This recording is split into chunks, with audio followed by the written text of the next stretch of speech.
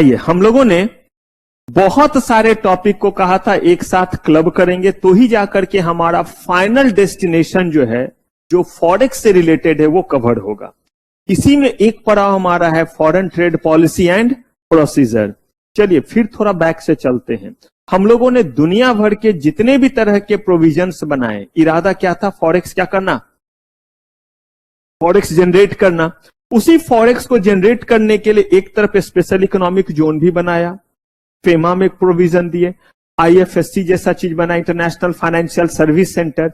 उसी क्रम में हम जो है वो एक खास तरह के चीज को बनाते जिनका नाम है फॉरेन ट्रेड पॉलिसी। ये हर गवर्नमेंट जो है वो 5 साल पे ये पॉलिसी बनाते। बहुत ध्यान से चीज सुनिएगा क्योंकि चीजें बदली है। आपका जो पुराना वाला था फॉरेन ट्रेड पॉलिसी 2015-2020, वो 22 तक, 1 मार्च 2023 तक एक्सटेंड किया गया था, लेकिन 1 अप्रैल से दूसरा दे दिया गया। इसलिए आपके जो नए स्टडी मैट हैं जो आपके पास आए हुए हैं उस पे भी जो है 2015-20 ही है, लेकिन आपके एग्जाम के लिए एप्लीकेबल क्या रहेगा? 2023 वाला एप्लीकेबल रहेगा। तो हम उधर वाले भी प्रोविजन के जो एस्पेक्ट है उसको भी देख रहे हैं और नए वाले भी सारे चीज कर रहे हैं। ध्यान से समझिएगा। Foreign trade policy in general कितने सालों के लिए बनता है? 5 साल के लिए। इस 5 साल में गवर्नमेंट जब आती है तो हमेशा एक प्लान बनाती है, उसको बोलते हैं 5 ईयर प्लान, पंचवर्षीय योजना। ध्यान से सुनिएगा। ये पंचवर्षीय योजना ये बनाती है हर चीज के लिए कि हम एजुकेशन में कितना खर्च करेंगे, हम जो है वो डिफेंस में कितना काम करेंगे, हम इंफ्रास्ट्रक्चर में कितना जो है वो खर्च करेंगे, कौन कौन सा प्रोजेक्ट हम लेकर के आएंगे। ये जो है वो कहलाया 5 ईयर प्लान। ठीक ऐसे ही जो है एक अलग से प्लान बनाते जो सिर्फ एक ही चीज पे फोकस करता है, और वो है हमारे एक्सपोर्ट और इंपोर्ट को लेकर के। किस चीज को लेकर के? एक्सपोर्ट और इंपोर्ट को लेकर के, और उसको हम लोग कहते हैं फॉरेन ट्रेड पॉलिसी। ऐसे जो हमारा 5 इयर्स प्लान बनता है, पॉलिसी बनता है, वो सारे चीजों को ध्यान में रख करके कि कितना वुमेन का अपलिफ्टमेंट करना है, कितना पुअर का अपलिफ्टमेंट करना है, कितना रोजगार जनरेट करना है, डिफेंस को कैसे लेकर के जाना है, ये सारा कुछ, फॉरेन कंट्रीज के साथ कैसे रिलेशन होंगे, ये सब मिलकर के पूरे देश का जो बना 5 ईयर प्लान। लेकिन उसका एक पार्ट जो है वो कहता है सिर्फ और सिर्फ किसको? इंपोर्ट और एक्सपोर्ट के लिए हमारा क्या पॉलिसी रहेगा, वो कहलाता है फॉरेन ट्रेड पॉलिसी। बात बिल्कुल सिंपल है। इसमें हम तरह तरह के पॉलिसीज बनाते हैं। फॉरेन ट्रेड करने के लिए पॉलिसी, जिससे हम एक्सपोर्ट को क्या कर सकें? बढ़ावा दे सके। ज्यादा से ज्यादा लोग एक्सपोर्ट करेंगे तो हमारे पास क्या आएगा? बस लालच, बस यही है कि फॉरेक्स आएगा, इसीलिए एक्सपोर्ट को क्या करना चाहते हैं?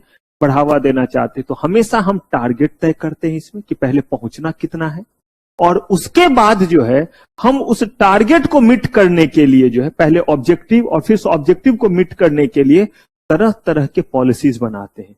कुछ पॉलिसीज के तहत कहते हैं कि जो जितना ज्यादा सबको देंगे फैसिलिटी जो एक्सपोर्ट करेगा, लेकिन जो इतने से ज्यादा का एक्सपोर्ट करेगा, बहुत ध्यान से इन बातों को सुनिएगा, जो इतने से ज्यादा का एक्सपोर्ट करेगा उसे ये वाला फैसिलिटी देंगे और ज्यादा, जो इतने से ज्यादा करेगा उससे इससे भी ज्यादा प्रोवाइड करेंगे। जो सारा सामान इंडिया के बाहर से तो मंगा रहा है, लेकिन मंगाने के बाद उसको बनाएगा और बना करके जो है वो फिर एक्सपोर्ट करेगा, उसको उस समय जो सामान लाया था उस सामान पे ड्यूटी वापस कर देंगे या ड्यूटी लेंगे ही नहीं। कोई सामान बनाना है, उसके लिए उसको चाहिए कैपिटल गुड्स यानी प्लांट मशीनरी, और कह रही है प्लांट मशीनरी जब हम उसी तरह का लाएंगे तभी हम उस तरह का चीज बना पाएंगे ना जो इंडिया से बाहर के लोगों को चाहिए। मान लीजिए हम शूज का वैसा ही क्वालिटी चाहते हैं जो रिबॉक बनाती है, का नहीं है हमारे देश में वो मशीन, का कोई बात नहीं, मंगा लो बाहर से मशीन। बाहर से मशीन क्या मंगाएंगे? Export duty. देखते हैं कार वगैरह इंडिया से बाहर मंगाने पे जितने कार की कीमत नहीं उतना जो है वो लग जाता है, ड्यूटी लग जाता है। तो कहा ऐसे में गवर्नमेंट कहती कोई बात नहीं है, हम आपका वो ड्यूटी क्या करेंगे? वेव करेंगे।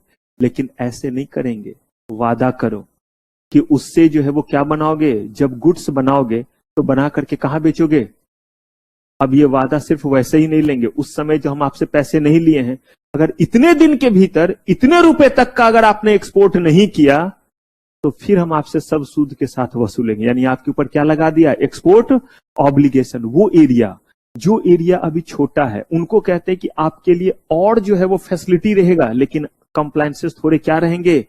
कम रहेंगे। ऐसे करके इन्होंने जो है वो फॉरेन ट्रेड पॉलिसी कुछ नहीं है, list of facilities which shall be provided by the government to manufacturer and service provider. किस चीज के लिए? ताकि वो ज्यादा से ज्यादा क्या करे? एक्सपोर्ट करे। क्लियर है? पूरे फॉरेन ट्रेड पॉलिसी में यही चीज है। अब फॉरेन ट्रेड पॉलिसी में कुछ आपको तरीके भी बताएंगे, यानी कि कंप्लायंसेस, और उसके बाद आपके लिए दुनिया भर का ये क्या देंगे? फैसिलिटीज। अगर आप उस चीज को फुलफिल करते हैं वो फैसिलिटीज अवेल करेंगे, नहीं करते हैं तो जो आप फैसिलिटी फुलफिल कर रहे हैं, जो आप कंडीशन फुलफिल कर रहे हैं, उतने तक का आपको क्या मिलेगा? फैसिलिटी जो है वो मिलेगा। करे शुरू जानना इसको पहले। अब इसके बारे में कहा कि ये जो फॉरेन ट्रेड पॉलिसी है नॉर्मली हम कितने साल के लिए बनाते थे, और यही हमारा चल रहा था 2015 से लेकर के 2020 तक, लेकिन हमारे टारगेट पूरा नहीं हुआ था। गवर्नमेंट बहुत तेज है, क्रिटिसिज्म ना हो, टारगेट पूरा नहीं हुआ था। हमें 2021 में ही पॉलिसी लाना था जो आज 23 में आया है। हमने उसको 2 साल के लिए क्या कर दिया? बढ़ा दिया। और ये देखिए 2 साल के लिए जो बढ़ाया था कैसे, ये हमारा 2015-20 का था, और हमने कहा था कि हम जो है वो क्या करेंगे, टारगेट रखे थे कि $900 बिलियन का हम क्या कर लेंगे। ये कब जो है वो भौंका था हमने? 2015 में, जब हम क्या लेके आए थे। और हमेशा गवर्नमेंट जिस समय लाती है ना उस समय जोर से चिल्लाती है, क्योंकि ये होगा कब?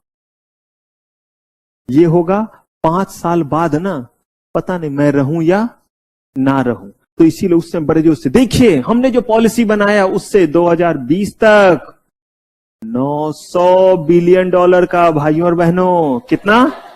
900 बिलियन जो है वो लाएंगे। ठीक है। अब ये तो हम आपसे कब पूछेंगे? तो क्या आपने अपने मोहल्ले में हल्ला किया है बोथ ग्रुप एक साथ रैंक लाएंगे? वो कब पूछेंगे? 25 को। अभी तो आप दिसंबर से मस्त जी रहे हैं। अभी तो आप कह रहे परस्यूइंग सीएस, ये आपका qualification, pursuing CS company secretary. इधर जो है वो हर जगह तहलका है, अरे ये बिटिया तो ये करे, अरे सीएस आसान नहीं होता देखो, लेकिन कह रही है, और कह रही दोनों ग्रुप इकट्ठे, रैंक दिस दैट। अभी जी लीजिए, हिसाब कब मांगेंगे? जो भी हिसाब देके चुप भी कर देंगे कि हाँ देखो हमने कर लिया। वैसे ही बारी आई जब 20 नजदीक आया, दिखने लगा क्या स्थिति, जैसे आप लोगों में से ही 2 से चले थे, 1 पे आए कुछ, देखिएगा कुछ कुछ बोलेंगे भी नहीं, एग्जाम में अपियर नहीं होंगे, बाद में कभी चुपचाप मिलने आएंगे, नहीं सर ऐसे हो गया था इसीलिए कोई ग्रुप नहीं दिए। ये सब चलता रहता है, लेकिन याद रखिएगा सिर्फ एक ही चीज, ऑनेस्टी, और कुछ नहीं। मैं कहता हूं ईमानदारी से, साहस के साथ चीजों का सामना कीजिए। लाइफ आपका है, कोई एक्सक्यूज सुनने नहीं आ रहा है। मेरे लाइफ में क्या क्या हुआ है इसको लेकर के आप मुझे नहीं जानते, जो भी मुझे थोड़ा बहुत पता है उसी के लिए बस आप मुझे जानते हैं, उन चीजों के लिए नहीं जानते हैं जो एक्सक्यूज है। मैं नहीं बीमार पड़ा होऊंगा, मेरे साथ हादसे नहीं हुए होंगे, उनके लिए थोड़ा ना आप मुझे जानते हैं। वो सुनने के लिए आप थोड़ा ना आए थे, ना सुनेंगे। आपको अपने फ्रेंड भी सुनाएंगे, थोड़ी देर बाद हो बहुत पकाता है, और यही बोल करके अगली बार भागिएगा। हाँ, अगर अपना दुखड़ा रहे तो पकड़ेंगे लोगों को। देख सुन, मैं बहुत होनहार हूं, ये वजह था, वरना मैं तो अनु मलिक स्टाइल में आग लगा देता। आग इकट्ठे 2 ही ग्रुप है इनके, मैं तो प्रोफेशनल भी दे देता, क्या लगा हुआ है इसमें। लेकिन वो ऐसा हो गया इसीलिए। तो ठीक वैसे ही बारी आ गई क्या 2020, बताना पड़ेगा भाइयों और बहनों, क्योंकि जब आप बोले थे तब भी थे भाइयों और बहनों, आप ही बोले थे। 14 से ही चल रहा है 2020। तो जब ये लगा तो उन्होंने क्या किया, उन्होंने जो है वो पहले जो है वो इसको जो है वो बढ़ा दिया, क्योंकि उन्होंने क्या देखा कि सिर्फ कितना हुआ था, और 676 बिलियन ये भी जो है वो 2020 में नहीं हो पाया था। तो हमने इसको बढ़ा करके 1 साल बढ़ाया, और जब बढ़ाया तो देखा कि 1 साल बाद कितना हुआ, और बढ़ाया, और कितने तक पहुंचे। अब जब लोग हल्ला करने लगे कि नया फॉरेन ट्रेड पॉलिसी तो लाओ, कब तक इसको खींचते रहोगे, तब अंत में इन्होंने जो है वो सरेंडर किया कि हम जो है वो जो टारगेट था इसको तो मिट नहीं कर पाए, 2 साल बाद हम यहां तक पहुंच पाए। और फाइनली 1 अप्रैल 2023 को नया फॉरेन ट्रेड पॉलिसी जिसको नाम दिया गया FTP 2023, लेकिन इसमें आगे 28 नहीं लिखा हुआ। समझदारी जरा सोचिएगा ध्यान से। पिछले बार जो हुआ उसका इन्होंने देखा, बड़ी तेज ये गवर्नमेंट है। पिछले बार पे इन्होंने देखा कि हमने एंड डेट दे दिया है, तो लोग क्या कर रहे हैं, इंतजार कर रहे, अतिथि तुम कब जाओगे। अब वो दिन जब आया तो हाँ अब तो खत्म हुआ, कितने पे पहुंचे, इतना जो शोर मचाया, ये किया वो किया, कहां पे क्या हुआ। अब इन्होंने जो है वो कह दिया है कि ये जो है वो तब तक चलता रहेगा जब तक जो है हम क्या नहीं कर देते हैं, जब तक जो है shall be valid until it will be amended, और तब तक नाम रहेगा फॉरेन ट्रेड पॉलिसी 2023। जिस दिन बदलेंगे बताएंगे फिर कि उसका नाम अब क्या पड़ेगा। तो अब इन्होंने ईयर वाला कॉन्सेप्ट यहां से क्या कर दिया, लेकिन इससे पहले तक हमेशा जब भी ये बना है किसमें रहा है, 5 सालों में। हाँ, एक्सटेंशन जो है वो पहले भी एक आध बार हुआ है और अभी तो कुछ ज्यादा ही जो है वो एक्सटेंशन हुआ। तो अब देखिए इस बार जो हमारा है फॉरेन ट्रेड पॉलिसी 2023, इसका टारगेट जरा देखिए कितना आगे रखा है। ये देखिए 2030 में कितना रखा है, $2 ट्रिलियन। बड़ा है, बड़ा है ना, $2 ट्रिलियन। लेकिन कब रखा है, तब तक भाइयों और बहनों और 7 साल हम शासन में रहेंगे और तब हमसे क्या कीजिएगा, पूछिएगा, इसलिए उतना बड़ा डेट दिया हुआ है। Anyway, to provide stable and suitable policy, और आपके एग्जाम में सीधा सीधा पूछ देता है objective and target of what, FTP। ये सब फेवरेट क्वेश्चन होता है इनका, इसीलिए ऐसे लिख के दिया है। साथ ही साथ कह रहे हैं कि make in India, digital India और स्किल इंडिया, बहुत सुनते रहते हैं, इन सबको हम बढ़ावा देंगे। डाइवर्सिफाई करेंगे हम एक्सपोर्ट को, ताकि हम गोल को क्या कर सकें और कॉम्पिटिटिवनेस हमारे में आ सके। Rationalise import and reduce the trade imbalance. Rationalise का मतलब होता है इंपोर्ट ज्यादा और एक्सपोर्ट कम, तो वो इम्बैलेंस कहलाता है। यानी कि अगर हमें इंपोर्ट करना पड़ रहा है तो करें, लेकिन उसी रेशियो में अगर इंपोर्ट ज्यादा हो रहा है तो एक्सपोर्ट भी क्या होना चाहिए, रॉ मटेरियल ज्यादा बाहर से ला रहे तो बना बना करके चीजों को क्या करें, हम एक्सपोर्ट भी करें। और कह रहे हैं कि हमारे चीज और हमारा टारगेट तभी पूरा होगा जब आपके जो है वो प्रोडक्ट में क्या हो, अगर कोई जीरो डिफेक्ट होगा तभी तो लोग लेंगे कि हाँ इंडिया का प्रोडक्ट, वरना वो जो है एट पार प्रोजेक्ट ही नहीं रहेगा, प्रोडक्ट ही नहीं रहेगा तो क्या कोई लेगा उसे। ये बेसिकली क्या था, ऑब्जेक्टिव। अब इसी ऑब्जेक्टिव के तहत जो है वो मैन्युफैक्चरिंग को भी हम जो है वो क्या करेंगे, प्रमोट करेंगे, और किसको, सर्विस को, तभी जाकर के आएगा। तो यहां इन्होंने जो है वो कहा कि की approach is based on 4 pillar. पहला, इंसेंटिव टू रेमिशन। देखिए गवर्नमेंट ये बहुत तेज है। पहले हम क्या करते थे, हर केस में इंसेंटिव देते थे ताकि जो है वो ज्यादा से ज्यादा लोग आए और क्या करें, एक्सपोर्ट करें। अब सुनिए क्या कहते हैं, बोलते हैं लोग इंसेंटिव ले लेते थे। जैसे मान लीजिए कि आपके जो है वो घर के लोग बोले कि चलो बेटा पढ़ रहे हो, इतने मन से पढ़ रहे हो तो आपको ज्यादा ज्यादा पैसे देंगे पॉकेट खर्च का। अब वो अगर तेज हो जाए और उनकी मेरे से मुलाकात हो जाए तो मैं बोलूंगा ऐसे नहीं, अब इनको क्या बोलिए कि बेटा खर्च करो, जब रिजल्ट आ जाएंगे ना तो इससे 1.5 गुना पैसा रिम्बर्स कर देंगे। समझ रहे, अगर रिजल्ट नहीं भी हुआ तो इस बीच के जो पैसे मिले खा पी करके पचा लिया। अब क्या बोला, अगर रिजल्ट हो गया तो लिखते जाओ, जितने भी पैसे खर्च हो रहे उसका क्या देंगे, 1.5 गुना, मतलब पहले से भी क्या देंगे, ज्यादा देंगे। तो गवर्नमेंट कहती इंसेंटिव नहीं, पहले सामान मंगाओ, सामान को क्या करो, एक्सपोर्ट करो, जितने खर्च आए हैं इंसेंटिव में तो कम देते ना, जितने हुए हैं उससे ज्यादा ही आपको क्या करेंगे, रेमिशन वापस कर देंगे। एग्जम्पशन की जगह क्या कर देंगे, इसका मतलब ये नहीं कि सब जगह से एग्जम्पशन हटा दिया, लेकिन ज्यादातर चीजों में जो है वो पॉलिसी लेकर के आए। इंसेंटिव्स तो किस तरफ बढ़ रहे हैं हम, रेमिशन का तो रिम्बर्समेंट होता है। तो इंसेंटिव मतलब पहले देने वाले चीज की जगह हम क्या करेंगे, मुफ्त में नहीं देंगे, सिर्फ जो है वो हम एक्सपोर्ट के लिए बिजनेस खोल रहे हैं तो कुछ नहीं देंगे, खोलो एक्सपोर्ट के लिए और क्या करो, करो एक्सपोर्ट तो देंगे, वरना बने तो ढेर सारे और बोले कि हमने तो आपने इंसेंटिव दिया, ग्रांट दिया, हमने कोशिश की, हमारा तो बिजनेस ही नहीं चला। तो इससे हम किस मॉडल पे आ रहे हैं, इंसेंटिव से किस मॉडल पे, रेमिशन। एक्सपोर्ट प्रमोशन थ्रू कह रहे हैं एक्सपोर्टर, स्टेट्स, डिस्ट्रिक्ट और इंडियन मिशन, यानी कि हम जो है वो छोटे छोटे लेवल पे डिस्ट्रिक्ट वगैरह में भी हब बना करके ज्यादा से ज्यादा लोगों तक पहुंच रहे हैं कि आपके चीज एक्सपोर्ट करने में आपको दिक्कत हो रही है, आप सेज में नहीं जा सकते, कोई बात नहीं है, हम आपके डिस्ट्रिक्ट तक ऐसा इंतजाम कर देंगे कि अपने चीजों को आप क्या कर सकते हैं।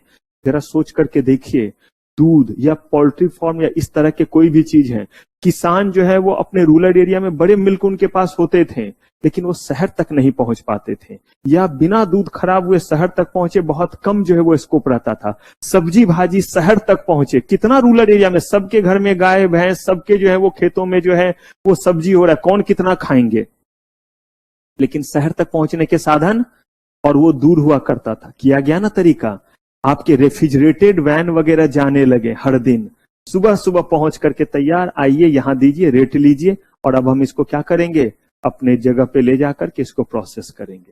कहा कि वैसे ही यहाँ पे जो है वो अलग अलग तरह से district, India mission, exporter, state, तरह तरह के क्या कर रहे हैं, हम प्रमोशन कर रहे हैं, जिससे हम लोगों की चीजों को कहां पहुंचा सके, बाहर। ये इनका की एलिमेंट है। ऐसे ऐसे बहुत पॉलिसीज हम पढ़ेंगे। ईज ऑफ डूइंग बिजनेस, खर्च कम हो बिजनेस को एस्टैब्लिश करने का, यानी कि कंप्लायंस जैसा चीज, रजिस्ट्री जैसा चीज में जो है, रजिस्ट्रेशन सब में क्या हो, पैसे कम लगे।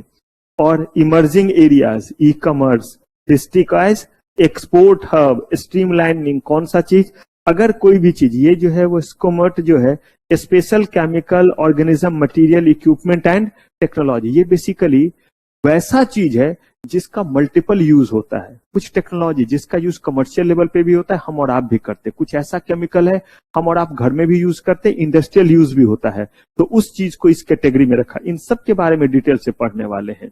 कहा कि ये बेसिकली इनके क्या है, की एलिमेंट, ई कॉमर्स वगैरह को क्या करना, बढ़ावा देना, क्योंकि आज के डेट में ई कॉमर्स वगैरह के जरिए क्या हो रहा है, ज्यादा ट्रेड हो रहा है, बिजनेस हो रहा है।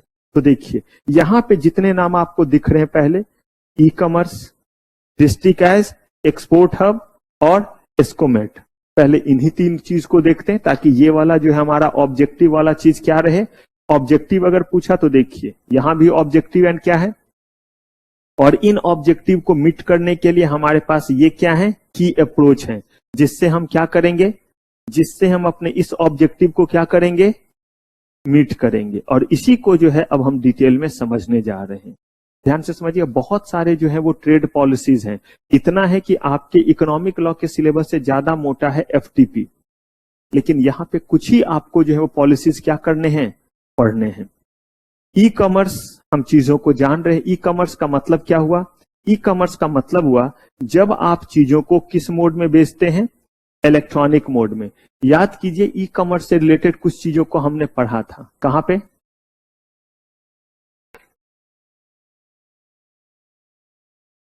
हाँ जी, कंज्यूमर प्रोटेक्शन एक्ट में हमने पढ़ा था, जिस, दीजिए एक, हाँ दे दीजिए, थोड़ी देर खड़े रहिए तब आपका भागेगा। अब जो है कह रहे हैं कि ई कॉमर्स में का हमने देखा था कहां पे, कंज्यूमर प्रोटेक्शन एक्ट में भी जो है वो इस चीज को हमने देखा था। यहां कह रहे हैं कि जब से हमारे पास 4G नेटवर्क आया, अभी हमारे पास 5G, लेकिन उसको ऑथेंटिसिटी नहीं मिली हुई, क्योंकि 100% जो है आपका रन नहीं कर रहा है। तो कहा कि जैसे ही हमारे पास 4G नेटवर्क आया, उस समय से इन चीजों को बूम मिल गया।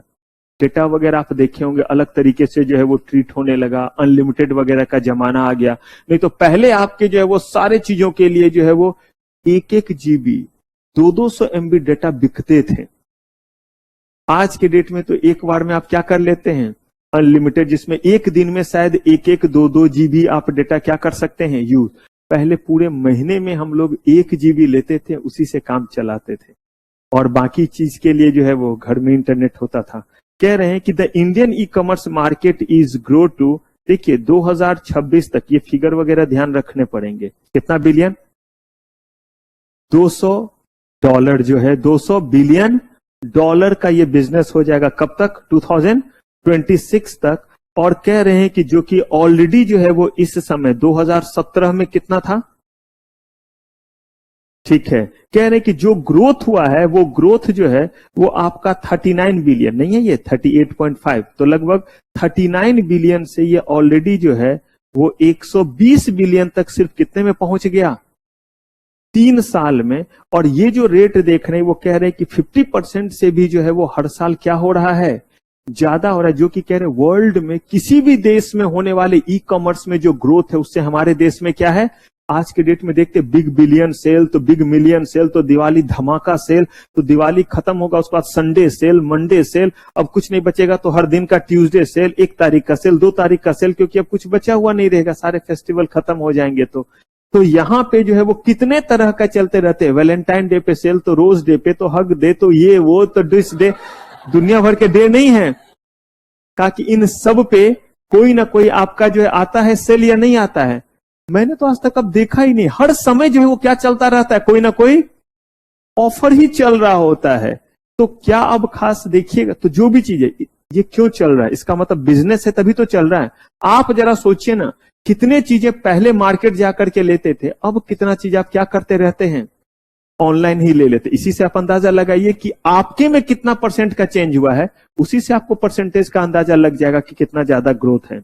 The Indian e commerce industry has been upgrade trajectory, और हम उम्मीद कर रहे हैं 2034 तक ये जो है जो वॉल्यूम है वो कह रहे हैं यूएस के बाद सेकंड जो है वो सबसे बड़ा मार्केट होगा, किस चीज के लिए, और इसीलिए तो यहां कौन नहीं है, अमेजॉन, फ्लिपकार्ट, जितने भी बड़े छोटे सब यहां पे जो है वो इन कर गए। बड़े लोग तो जो है आए ई कॉमर्स में और रिटेल तक में जो है वो क्या हो गए, इन करके रह गए, क्योंकि मार्केट बड़ा दिख रहा है। कह रहे हैं कि वेरियस एस्टिमेट सजेस्ट कि ये हमारा जो है वो 200 से कहां तक हम उम्मीद कर रहे हैं 2030 तक 300 बिलियन, अलग अलग लोगों का अलग अलग एस्टिमेशन है। अब इसके लिए इन्होंने क्या किया है, सारे चीजों के लिए जो है वो फॉरेन ट्रेड पॉलिसी में इसके लिए प्रोविजन दिया हुआ है, और इसी प्रोविजन के तहत इन्होंने बोला payment reconciliation, book keeping, return policy, export essence. आप मुझे एक चीज बताइए, यही सारा चीज हमने कंज्यूमर प्रोटेक्शन एक्ट में पढ़ा था या नहीं, रिटर्न पॉलिसी को लेकर के आप वहां कस्टमर केयर कैसा रखेंगे, कितने दिन के भीतर ग्रीवांसेस को सॉल्व करेंगे। फॉरेन ट्रेड पॉलिसी में बस हमने ये बोला कि इन चीजों के लिए हमें रूल बनाना है, और रेलिवेंट जगह पे उसको क्या करते जाएंगे, हम इंप्लीमेंट करते जाएंगे। कुछ चीजों को कंज्यूमर प्रोटेक्शन एक्ट में किया, कुछ चीजों को सीसीआई में किया हमने। कह रहे हैं कि अब साथ ही साथ जो आपका 5 लाख तक का जो है वो आपका कुरियर था, उसको बढ़ा करके कितने तक का कर दिया, 10 लाख इस बार की एफटीपी में, यानी उतने वैल्यू तक का एक कुरियर पैकेज जा सकता है।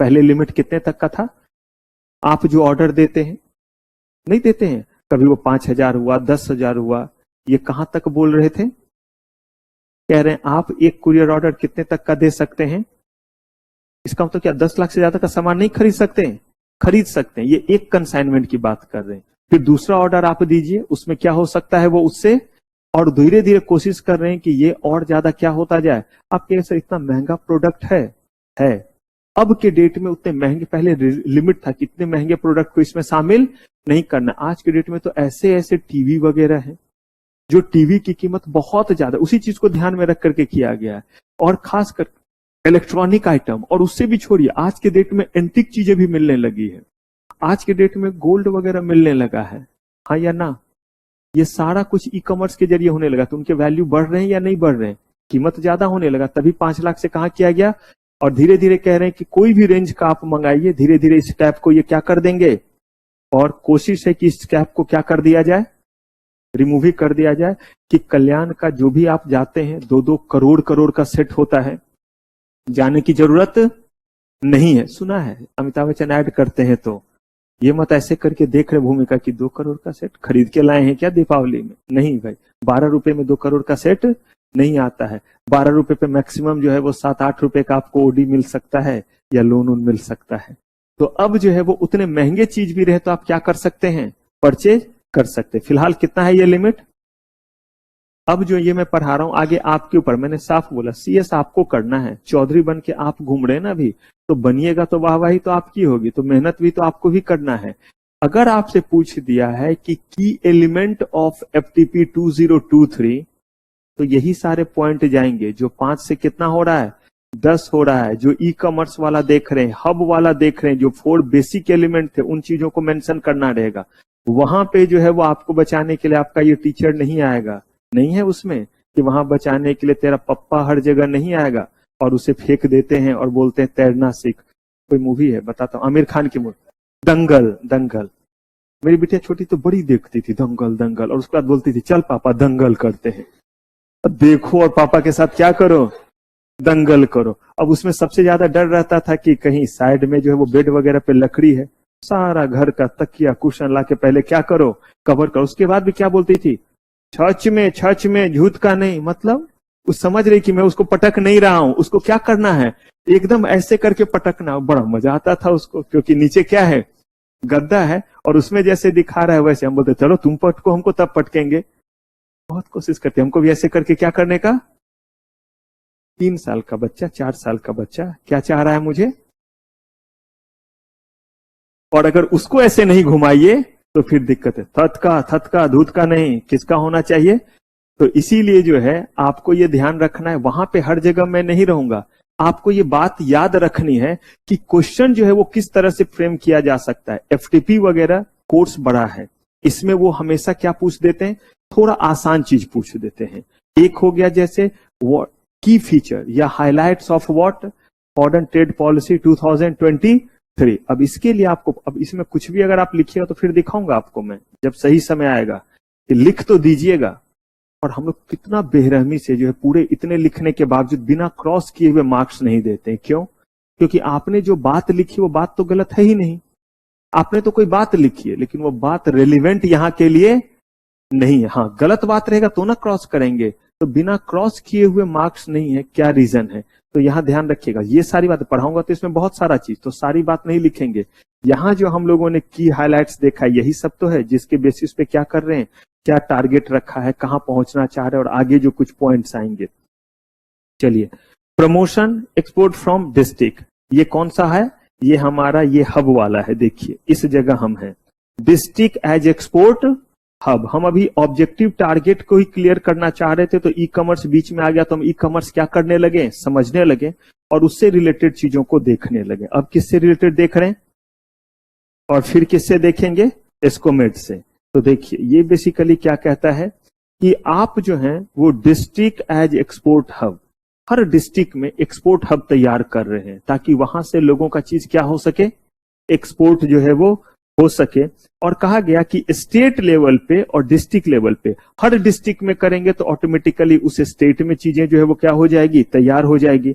District specific export action plan to be prepared for what each district. Reason क्या है, नहीं पहुंच सकते हैं लोग एक्सपोर्ट के लिए, नहीं पता है लोगों को कैसे एक्सपोर्ट करेंगे। जरा पूछिएगा, इतने सारे प्रोडक्ट और इतने अच्छे अच्छे प्रोडक्ट बनाए हैं, अब उस बंदे से कहिए कि हैंडलूम हैंडीक्राफ्ट और इसकी तो बाहर बहुत कीमत है, बाहर एक्सपोर्ट क्यों नहीं कर देते।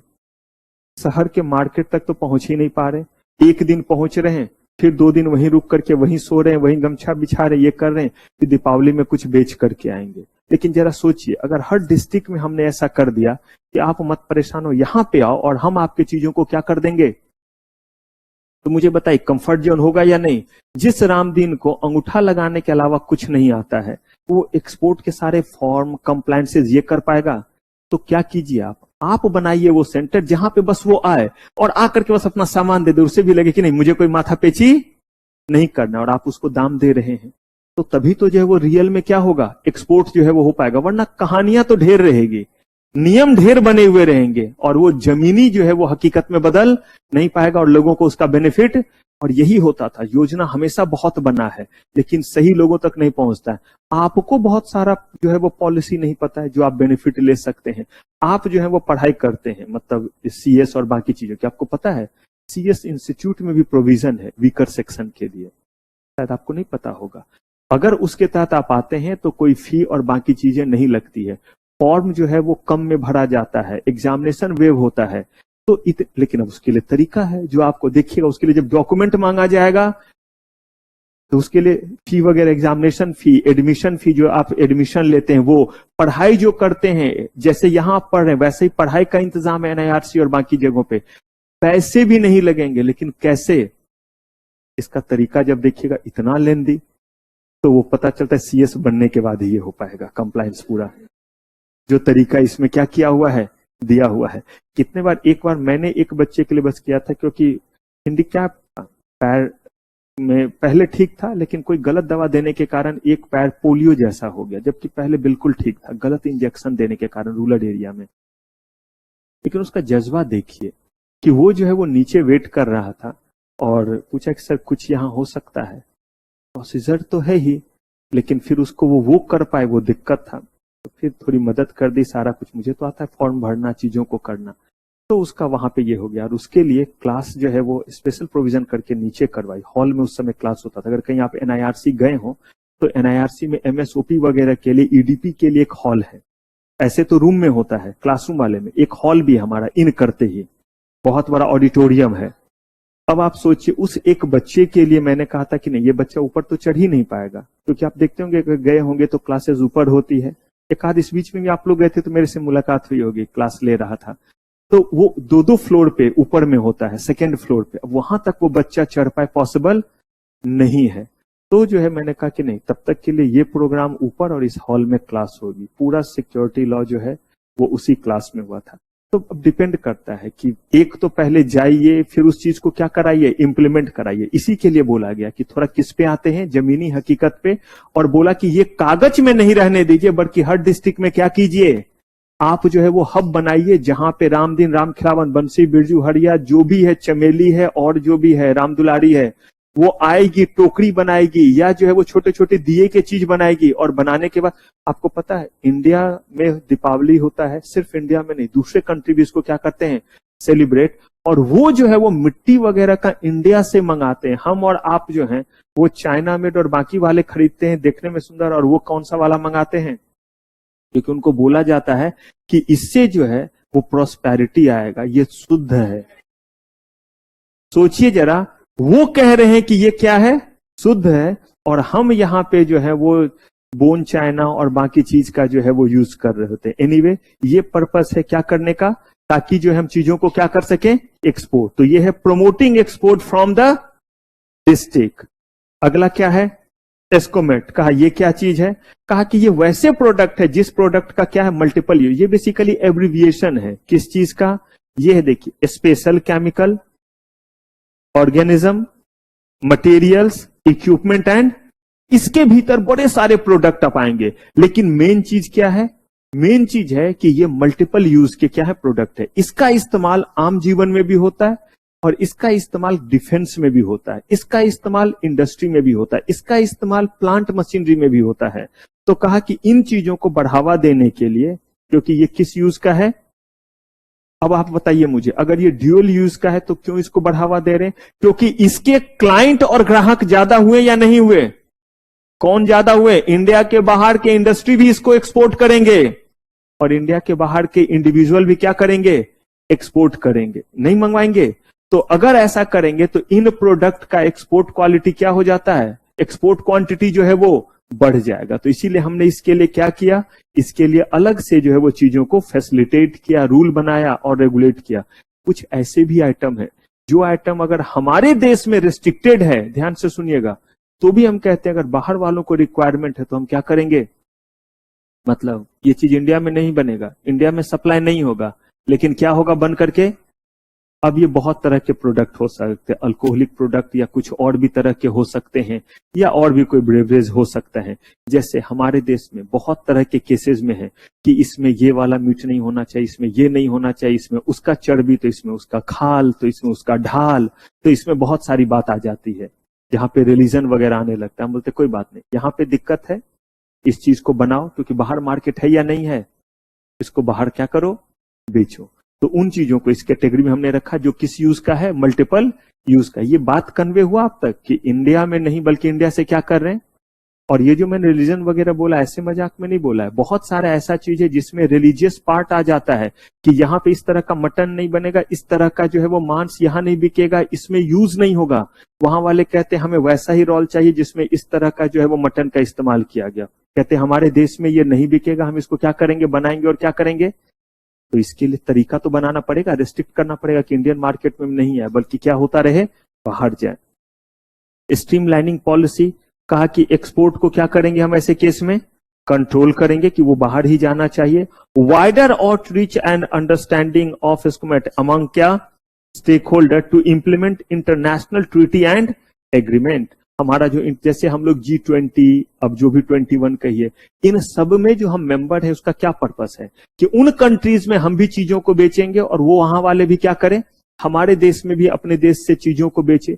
तो अगर हम ऐसा करें तो उन ट्रीटी वगैरह का ध्यान रखेंगे, यानी कि वहां के भी जो है किसी तरह के रिलीजन को, किसी सेंटिमेंट को हिट करता हुआ ना हो। पता चला यहां तो नहीं, लेकिन हो सकता है आप किसी अरब कंट्री में भेज रहे हैं, किसी इस्लामिक कंट्री में, वहां के लिए अगर कोई चीज क्या है, अगर किसी तरह के रीजनल सेंटिमेंट को हिट करता है तो उसको आप वहां सप्लाई नहीं करेंगे। दूसरा, अगर मान लीजिए कि जैसे मॉरिशस वगैरह है, वहां पे बहुत ज्यादा हिंदू आबादी है, तो वहां पे कोई है तो हमारे लिए फॉरेक्स ही देगा, क्योंकि वो इंडिया से क्या है, बाहर है, लेकिन वहां पे ट्रीटी के अकॉर्डिंग कोई वैसा सब्सटेंस नहीं जाना चाहिए जो वहां के रिलीजन को क्या करे, हिट करे। तो कहा ये ध्यान रखेंगे ट्रीटी को और किस चीज को, एग्रीमेंट्स को। और would provide access of dual use high end good and technology of what, Indian exporter, जिसमें टेक्नोलॉजी वगैरह है, सॉफ्टवेयर जैसा चीज आता है, हार्डवेयर जैसा चीज आता है, खाने वाले चीज आते हैं, नॉर्मल यूज के चीज आते हैं। जैसे अगर मैं बात करूं किसी भी तरह का पेस्टिसाइड्स, एसिड और बाकी चीज का डोमेस्टिक यूज भी होता है, इंडस्ट्रियल क्या होता है, यूज भी का। इन चीजों को इंडिया से बाहर हम क्या करेंगे, एक्सपोर्ट करने के लिए रूल बनाएंगे, पॉलिसीज बनाएंगे, कंट्रोल करेंगे, ताकि ऐसा ना हो कि एक्सपोर्ट के चक्कर में हमारे जो है वो इंटरनेशनल रिलेशन खराब ना हो। पैसे भी कमाने हैं, रिलेशन भी मेंटेन करना है। अगर कोई जो है एक्सपोर्ट या इंपोर्ट करना चाहता है, ऑलरेडी ये बहुत डिटेल में मैंने आपको पढ़ाया है, अगर आपको याद हो, वेरियस लाइसेंसेस, रजिस्ट्रेशन में, सेटिंग अप बिजनेस एंटिटी में, अगर कोई इंडिया में है और वो एक्सपोर्ट या इंपोर्ट करना चाहता है, इंडिया से बाहर कुछ भी भेजना चाहता है और इंडिया के बाहर से कुछ भी मंगाना चाहता है, तो उसे IEC, इंपोर्ट एक्सपोर्ट कोड जो है वो क्या करना पड़ेगा, लेना पड़ेगा। ये एक लाइसेंस होता है और ये आपके पैन के बेसिस पे मिलता है। 10 डिजिट का अल्फा न्यूमेरिक नंबर होता है। कोई भी बंदा जिसके पास एक पैन है, एक पैन पे एक ही IEC मिलेगा, मल्टीपल IEC नहीं मिलेगा। अगर मिल गया है, गलती से ले लिया, तो एक को क्या करना पड़ेगा, रखना है, बाकी को सरेंडर करना है। कहा कि कुछ चीजें जो है वो एग्जम्प्टेड है, यानी हमने वर्ड यूज किया कि एक्सपोर्ट का मतलब होता है कोई चीज इंडिया से बाहर जाना, और इंपोर्ट का मतलब होता है इंडियन टेरिटरी से कहां आना, इंडिया आना। तो जरा सोचिए, अगर कोई अपना जो है वो सामान लेकर के USA घूमने के लिए जा रहा है, तो खुद गया, साथ में एक्सपोर्ट हुआ या नहीं हुआ, उनके साथ जो बैग है? कहा बिल्कुल हुआ, क्योंकि एक्सपोर्ट का तो यही डेफिनेशन दिया हुआ है, इंडिया से क्या होना। तो यहां पे इन्होंने एग्जम्पशन दिया हुआ है कि इन चीजों के लिए आपको इंपोर्ट एक्सपोर्ट कोड की जरूरत नहीं है। अगर आप जो है वो इंडिया से बाहर जा रहे हैं और कौन सा सामान है आपका, पर्सनल यूज का है, इंडिया में बैठे USA में उतरे, पहुंचा या नहीं पहुंचा आपका सामान इंडिया से बाहर, तो बोला कि पहले तो आपको क्या लेना चाहिए था उसके लिए, इंपोर्ट एक्सपोर्ट कोड। लेकिन कहा जरूरत नहीं है, अगर पर्सनल यूज का है, या कौन जो है वो डील कर रहे हैं, कौन भेज रहे हैं, सेंट्रल गवर्नमेंट या स्टेट गवर्नमेंट, किसी भी चीज में बाढ़ आ गया, सुनामी आ गया, कोई और चीज आ गया, मदद के तौर पे कुछ भेज रहे हैं, या कोई भी और तरह का उनका रिलेशन है, कहा कि ये इसके लिए IEC की जरूरत नहीं है। अगर आप जो है वो एक कंसाइनमेंट जिसका कीमत 25,000 रुपए इंडिया में, लेकिन ये जो आप भेज रहे हैं कहाँ, नेपाल, म्यांमार, वर्मा का ही नाम है म्यांमार, ये जो है आप भेज रहे हैं इंडो म्यांमार बॉर्डर के जरिए, या जो है वो चाइना में, इन रास्तों से, ये रास्ते का नाम है, जिस रास्ते से जो है वो दोनों देश का बॉर्डर लगता है। जैसे बाघा बॉर्डर अगर हम बोलते हैं, तो इंडिया पाकिस्तान का बॉर्डर है, किस जगह पे है, पंजाब में आया। तो ऐसे ही जगह हम बोलते हैं ना, राजस्थान में भी हमारा बॉर्डर पड़ता है। तो वैसे ही जो है वो यहाँ पे कह रहे हैं कि ये सब जो है वो रास्ता हुआ, जिस रास्ते से अगर जाएगा, क्योंकि वहां के जरिए हम ट्रेड को बढ़ाना चाहते हैं। तो कहा अगर 25,000 रुपए तक का है कोई कंसाइनमेंट, या तो गुंजी, नगम्या, सिपकिला, नाथुला पोर्ट्स, इन सब के जरिए अगर जाता है, और 25,000 तक का है, तो इंपोर्ट एक्सपोर्ट कोड की जरूरत, अगर इससे ज्यादा का है तो। लेकिन याद रखिए, यहाँ चाइना और यहाँ पे कहा, नेपाल और म्यांमार, लेकिन किस रास्ते से, इंडो म्यांमार बॉर्डर से, और यहाँ पे इन तीनों रास्ते से, तो कितना, 25,000 तक का कंसाइनमेंट। अगर ये कंसाइनमेंट का कीमत 26,000 रहा तो इंपोर्ट एक्सपोर्ट कोड के बिना नहीं जा सकता। लेकिन यही अगर आपका जो है वो जा रहा है किस जो है वो एरिया से, नाथुला पोर्ट से जा रहा है तो उस केस में कितना 1 लाख तक का जो है वो कंसाइनमेंट वैल्यू रहने पे इंपोर्ट एक्सपोर्ट कोड की जरूरत। ये सब एमसीक्यू का बहुत शानदार क्वेश्चन है, इसीलिए केयरफुल रहेंगे, ध्यान रखेंगे। फॉर एक्सपोर्ट ऑफ स्पेशल, देखिए केमिकल ऑर्गेनिज्म कह रहे हैं, इसके लिए भी जरूरत, देखिए तभी तो हम बढ़ावा देना चाह रहे हैं, कह रहे इन चीजों के लिए भी जरूरत नहीं है, जो हमारा क्या है ड्यूअल यूज की चीजें जिनका बहुत ज्यादा क्या है इंडिया से बाहर एक्सपोर्ट है। अगर कोई चीज आप इंडिया से बाहर भेजना चाहते हैं, अब सब ये डिपेंड करता है कितना पुरानी बात याद है आपको, पढ़ा है सिर्फ। तो बिल ऑफ लीडिंग, गुड्स ही तो भेज रहे हैं जो हम भेज रहे हैं, एयरवे बिल ये आपको लगाना पड़ेगा, कमर्शियल इनवॉइस और क्या रहेगा पैकेजिंग लिस्ट की उसमें क्या क्या सामान है और क्या रहेगा शिपिंग बिल और बिल ऑफ, ये तीनों डॉक्यूमेंट मिनिमम डॉक्यूमेंट है जो होने चाहिए क्या करने के लिए। अब चीजों को कहां से मंगा रहे हैं, चलिए इंडिया के बाहर से मंगा रहे हैं तो भी क्या चाहिए बिल ऑफ लेडिंग या एयरवे बिल। आपको याद होगा बिल ऑफ लेडिंग के बिना कंसाइनमेंट किसी को दिया नहीं जा सकता है। कमर्शियल इनवॉइस कम पैकेजिंग लिस्ट और बिल ऑफ एंट्री हमारे देश में आ रहा है इसीलिए क्या नाम है बिल ऑफ एंट्री है, वहां रहेगा तो इसका नाम क्या रहेगा शिपिंग या बिल ऑफ एक्सपोर्ट नाम रहेगा। अब यहां पे देखिए जब हम इंपोर्ट एक्सपोर्ट के लिए परमिशन देंगे तो कहा किन चीजों का ध्यान रखेंगे, director general of foreign trade ये बेसिकली परमिशन देते हैं। कौन देते हैं, डायरेक्टर जनरल, देखिए ना वर्ड फॉरेन ट्रेड, इसी के लिए वो बने हैं ये authority, director general of foreign trade, यही वर्ड लिखा हुआ है डीजीएफटी मतलब director general of foreign trade. कह रहे हैं कि ये जो है वो नोटिफिकेशन रेस्ट्रिक्शन एक्सपोर्ट इंपोर्ट के लिए जो भी चीजें हैं वो तय करेंगे कि ये जो है हम अलाउ करें या ना करें, इसके लिए परमिशन दे या ना दे, किसके लिए फैसिलिटी दें, कहा किस चीज को ध्यान में रख करके, ये ध्यान में रख करके कि पब्लिक के मोरल जिसको सेंटिमेंट कहते हैं वो हिट ना हो। दूसरा कह रहे हैं कि ह्यूमन एनिमल प्लांट उनके लाइफ और हेल्थ को क्या करते हुए ध्यान में रख, कोई ऐसा चीज ना हो जो इंडिया में अगर आए तो उससे लोगों को क्या हो नुकसान हो। इंडिया के बाहर से कोई कहता है चरस गांजा भेजते हैं इंडिया में तो कहा कि it is not good for health, ना हम भेजेंगे ना वहां से आने देंगे। प्रोटेक्शन ऑफ पेटेंट ट्रेडमार्क और किस चीज को, ऐसा ना हो कि हमारे इन चीजों के जरिए हमारा पेटेंट ट्रेडमार्क वगैरह क्या हो रहा हो इन्फ्रिंज हो रहा हो, इन चीजों को देखने के बाद ही परमिशन देंगे। हमारा कोई भी चीज जो है नेशनल इंपॉर्टेंस का है, धरोहर जिसको बोल देते हैं, तो नेशनल ट्रीजर्स चाहे वो आर्टिस्टिक हो चाहे क्या हो, हिस्टोरिकल हो चाहे आर्कोलॉजिकल हो, ये नहीं कि यहाँ के मंदिर का एक एक ईंट जो है वो एक्सपोर्ट करना क्या करेंगे, बहुत डिमांड है बाहर यहाँ के मूर्तियों का यहाँ के चीजों का, तो कहा कि नहीं इस चीज की परमिशन, और वो सब स्मगलिंग के दायरे में आता है। जिस चीज का ज्यादा डिमांड होता है वही तो हम एक्सपोर्ट करते हैं। डिमांड तो है खुदाई में जो आपको जो है वो 700 साल पहले या आपको जो है वो इतने साल पहले मिला था वो वाला जो है मूर्ति हमें भेजिए, उसके वो अरबों रुपए देने को तैयार है। बोला गया कि ये नहीं, इन चीजों को हम, तो ये चीज हम ध्यान में रखेंगे क्या देते वक्त, डीजीएफटी परमिशन देते वक्त।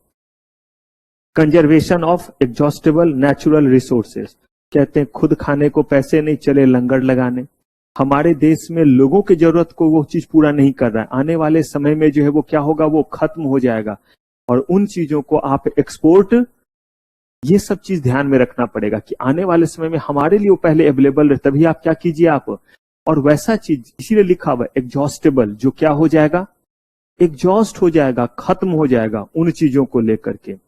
Prevention of traffic in arm ammunition, किसी भी तरह का आर्म एम्यूनेशन का ट्रैफिकिंग वगैरह का, इन चीजों को हम ध्यान रखेंगे। नेशनल सिक्योरिटीज पब्लिक इंटरेस्ट ये मेजर कंसर्न होता है, उन चीजों का किसी के सेंटिमेंट को वो हर्ट ना करना, उसके बेसिस पे ही director general of foreign trade अलग अलग तरह के पॉलिसी बना करके जो है वो आपको परमिशन देते हैं कि इस चीज का ट्रेड कर सकते हैं, इस चीज का ट्रेड नहीं करेंगे, इन चीजों के लिए एक्सपोर्ट करेंगे, इन चीजों को इंपोर्ट नहीं करेंगे।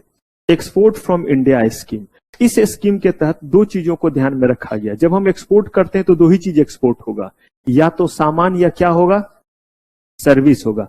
कहा गया कि आखिर स्कीम ये लाया क्यों, ये सब अब स्कीम है जिसके जरिए हम क्या करने वाले हैं, जिसके जरिए हम एक्सपोर्ट को क्या करेंगे बढ़ावा देंगे। तो कहा ये क्या स्कीम है, कहा गया कि ये जो स्कीम है ये स्कीम कहता है कि सर्विस में जो है वो कुछ हम ऐसा करें जिससे यहाँ के लोग ज्यादा से ज्यादा सर्विस क्या करें एक्सपोर्ट।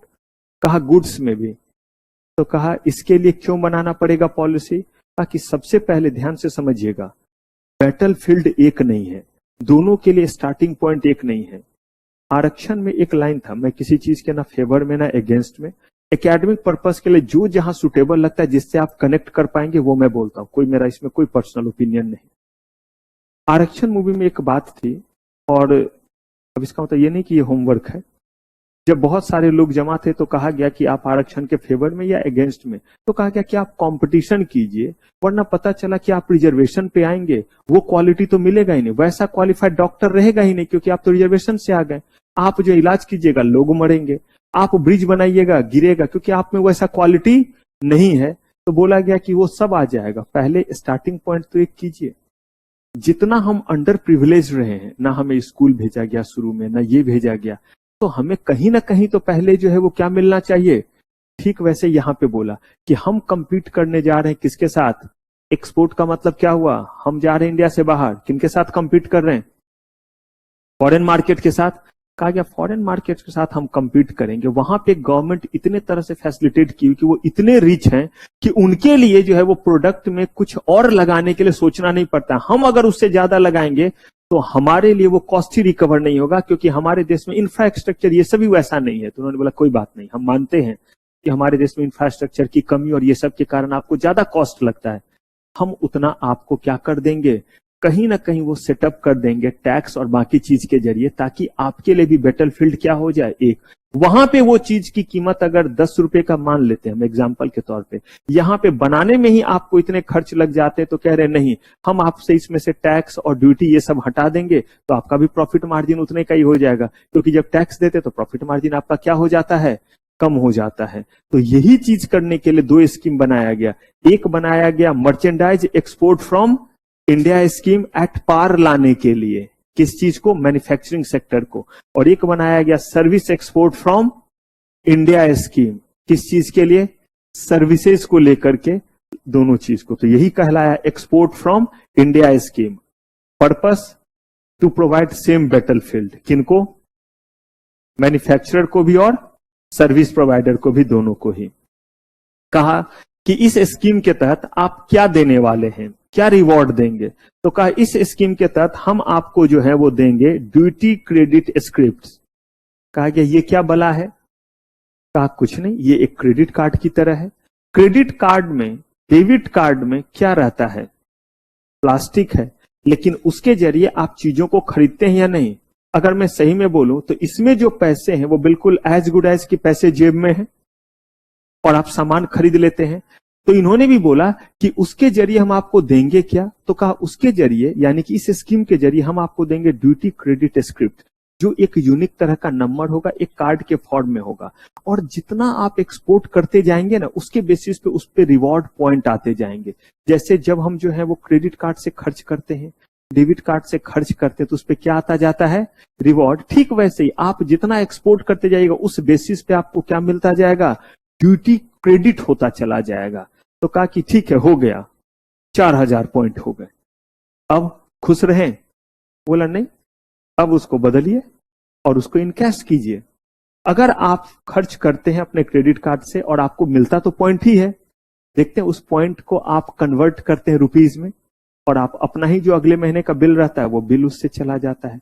अगर आपके पास अमेजॉन और आईसीआईसीआई का जो है वो कार्ड है, दोनों कंपनी एक साथ ज्वाइंट होकर के कार्ड इशू की है, और उस पे आपको हर समय, चाहे किसी समय कोई डिस्काउंट हो या ना हो, 5% का डिस्काउंट मिलेगा अगर आप प्राइम मेंबर हैं, और नहीं तो वैसे भी 3% का। और ये मैटर कर जाता है, क्योंकि कभी कभी देखिएगा कोई डिस्काउंट नहीं है किसी कार्ड पे, किसी कार्ड पे जब डिस्काउंट नहीं है तो भी उस कार्ड पे आपको क्या मिलेगा, 5% का जो है वो क्या मिल रहा है, डिस्काउंट मिल रहा है। अब क्या होगा उस डिस्काउंट से, वो आपके जो है वो कार्ड में वो पैसे ऐड हो जाएंगे, बैक हो जाते हैं। 100 रुपया दीजिए, 5 रुपया उस पे आ गया, और ऐसे ही करते जब अगली बार आप पे कीजिएगा तो आपके पास 5 रुपए हैं।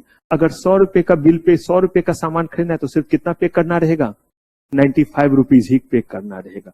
तो वैसे ही यहां पे कह रहे किन किन कामों में इसका इस्तेमाल होगा, payment of what.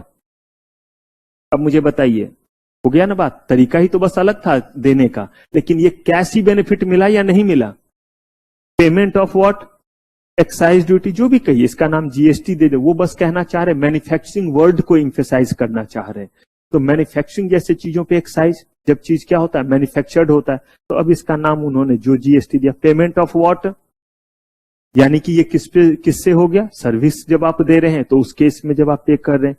Payment of फी, अगर फॉरेन ट्रेड पॉलिसी के तहत किसी जगह कोई फी वगैरह देना है तो आप इस कार्ड में जो बैलेंस है उसका क्या कर सकते हैं, इस्तेमाल। तो क्या ये पैसे की तरह और कैश की तरह ही हुआ या नहीं हुआ, कहा बिल्कुल।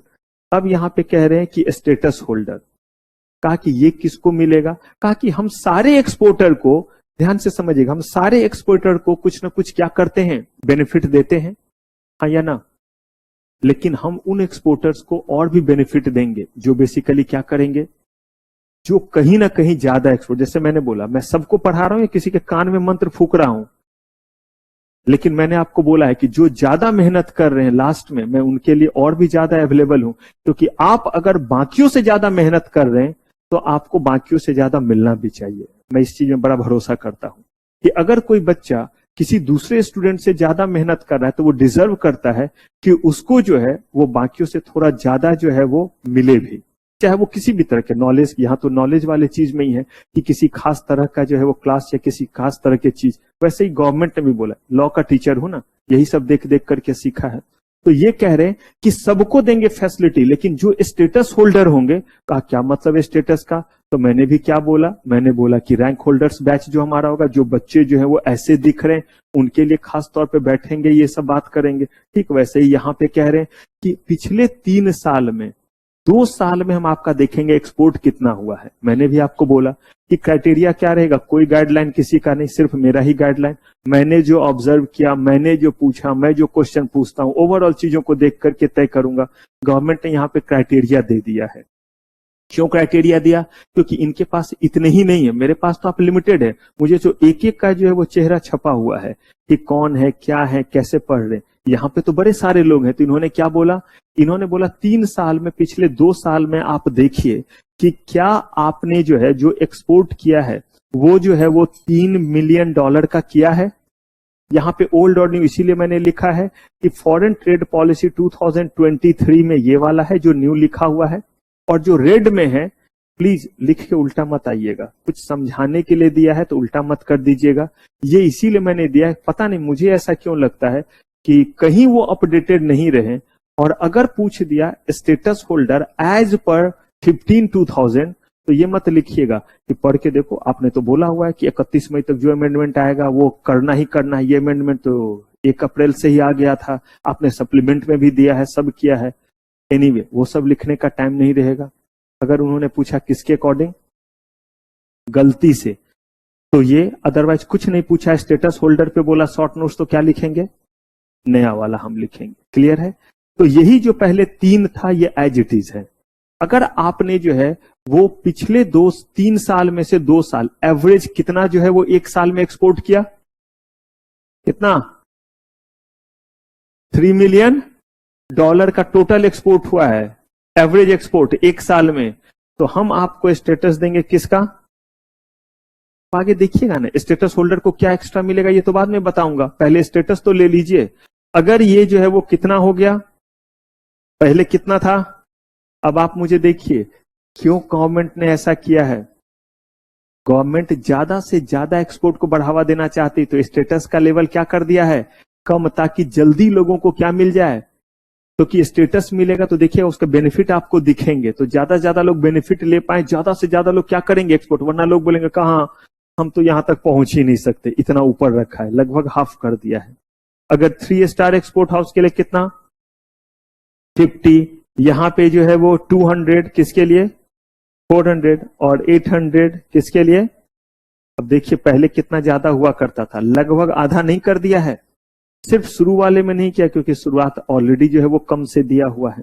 अब देखिए इनको क्या बेनिफिट मिल रहा है वो देखिए, किनको, क्या सारे जो एक्सपोर्टर को ये बेनिफिट मिलेगा, ये सिर्फ उन्हीं को मिलेगा जो क्या है, और उसमें भी देखिएगा स्टेटस होल्डर में भी भेदभाव है। कुछ स्टेटस ऐसा है जो स्टार 2 स्टार और बाकियों को मिलेगा 1 स्टार वालों को। तो एक तो पहले एक्सपोर्टर के बीच में भेदभाव, फिर स्टेटस के बीच में भी क्या हो गया, भेदभाव हो गया। तो कह रहे हैं कि कुछ भेदभाव जरूरी है तो जाकर के रियल में कंपटीशन भी आता है, और हेल्दी कंपटीशन ऑलवेज रिकमेंडेड, हमेशा इससे अच्छा होता है। मैंने वर्ड यूज किया है, पूरा सुनिएगा, हेल्दी कंपटीशन बोला है। तो ऑथराइजेशन एंड कस्टम क्लियरेंस यानी import and export made by self declaration basis, ये बात समझ में आई क्या है? सुनिए जरा ये बात क्या कहता है। आप जब भी कोई सामान जो है वो पोर्ट पे रखेंगे, एक एक चीज को चेक किया जाता है, और वो इतना पैथेटिक, इतना टाइम कंज्यूमिंग होता है कि आपका सामान पहुंचने में, और जब आपका सामान आया है तो ले जाने में बड़ा टाइम लगता है। लेकिन कह रहे अगर आप स्टेटस होल्डर हैं, आप खुद से डिक्लेरेशन दे दीजिए कि मैं ये सामान क्या कर रहा हूं, एक्सपोर्ट कर रहा हूं, वहां पे उसका वजन होगा और उसे जो रेट लगेगा वो लिया जाएगा। आपके बात को मान लिया गया। बोलेगा सर अगर बोला कुछ और कर दिया कुछ और तो बाद में कूटेंगे उसे। लेकिन फिलहाल उसके अच्छे आचरण को देखते हुए स्टेटस किसका दिया है? दिया है ना, उसे स्टेटस होल्डर का स्टेटस दिया है। मुझे एक चीज बताइए, प्राइम मिनिस्टर, प्रेसिडेंट, ये अगर मेट्रो से गुजरेंगे तो इनको भी टुई टुई टुई ऐसे नहीं, इनका एंट्री अलग होता है। क्यों भाई? स्टेटस वर्ड ये स्टेटस है ना, स्टेटस होल्डर है तो इनका चेक। ऐसा भी तो हो सकता है कि यही जो है वो गन लेकर के जा रहे हो और हाईजैक कर लेंगे, पॉसिबल। जिस दिन ऐसा हो गया कोई इंसिडेंट तो क्या करेंगे? उस दिन से ये खत्म हो जाएगा कि नहीं, सबकी क्या होगी, फिस्किंग होगी, चेकिंग होगी। तो स्टेटस के कारण अंतर पड़ता है या नहीं पड़ता है? बहुत जगहों पे, छोड़िए ना, स्टेटस के कारण भगवान के मंदिर तक में फर्क पड़ता है। अमिताभ बच्चन आ जाए सिद्धिविनायक मंदिर में, सारा लाइन क्या हो जाएगा, खत्म। और आप वहां पे हैं तो पता नहीं कहां पे आप पहुंचे हुए हैं, कब आप पहुंच पाएंगे या नहीं पहुंच पाएंगे। तो मुझे बताइए, हर जगह स्टेटस को लेकर के जो है वो प्रिविलेज है या नहीं है? तो यहां पे भी है। तो कहा कि बस आप बता दीजिए और हम उसको क्या कर लेंगे। इनका वाला चीज मान लीजिए, स्नेहा का एक एक चीज देखा जा रहा है। मैं अगर क्या हूं, स्टेटस होल्डर हूं, तो मैंने लिख करके दिया मैं 3 स्टार एक्सपोर्ट हाउस में। बोलेगा सर बने भी तो 5 बनते, औकात धीरे से बढ़ाना चाहिए। 12 रुपए से इतने तक का सफर देख रहे हैं, कितना कम वक्त बोल रहा है, कितना। तो 12 रुपए से इतना कर गए, ये कम नहीं है? कह रहे हैं कि कम नहीं, बहुत ज्यादा हो गया, यहां तक के लिए थोड़ा क्या करो, सब्र करो। अगला चीज, इनपुट आउटपुट नॉर्म्स, कितने दिनों के भीतर? 60 दिनों के भीतर। अब ये क्या होता है ये समझिए। इनपुट आउटपुट नॉर्म्स का मतलब, ये कहीं आपके कोर्स में ऐसे नहीं दिया, वर्ड लिख लिख करके छोड़ा हुआ है, मतलब रट्टोफाई जैसा। समझ हम लोग इसी ले रहे हैं ताकि जो है वहां लिखने में सुविधा हो। जब भी कोई चीज आप इंडिया के बाहर से मंगाते हैं, कोई भी इनपुट, कोई भी चीज एक्सपोर्ट या इंपोर्ट करते हैं, तो तय किया जाता है कि इतने के बदले में कम से कम कितने पीस बनने चाहिए। ये नहीं कि पता चला कि दुनिया भर का सामान मंगाएं और उससे एक्सपोर्ट कर रहे हैं आधा सामान, और आधा किस मार्केट में ले रहे हैं, डोमेस्टिक मार्केट में।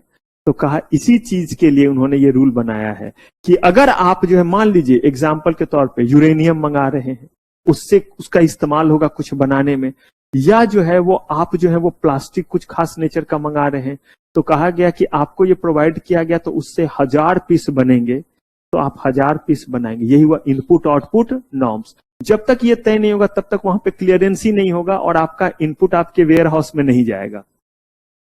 तो बोला कि इनके केस में कितने दिन के भीतर, अब आप समझ सकते हैं कितना कितना दिन समय लगता होगा।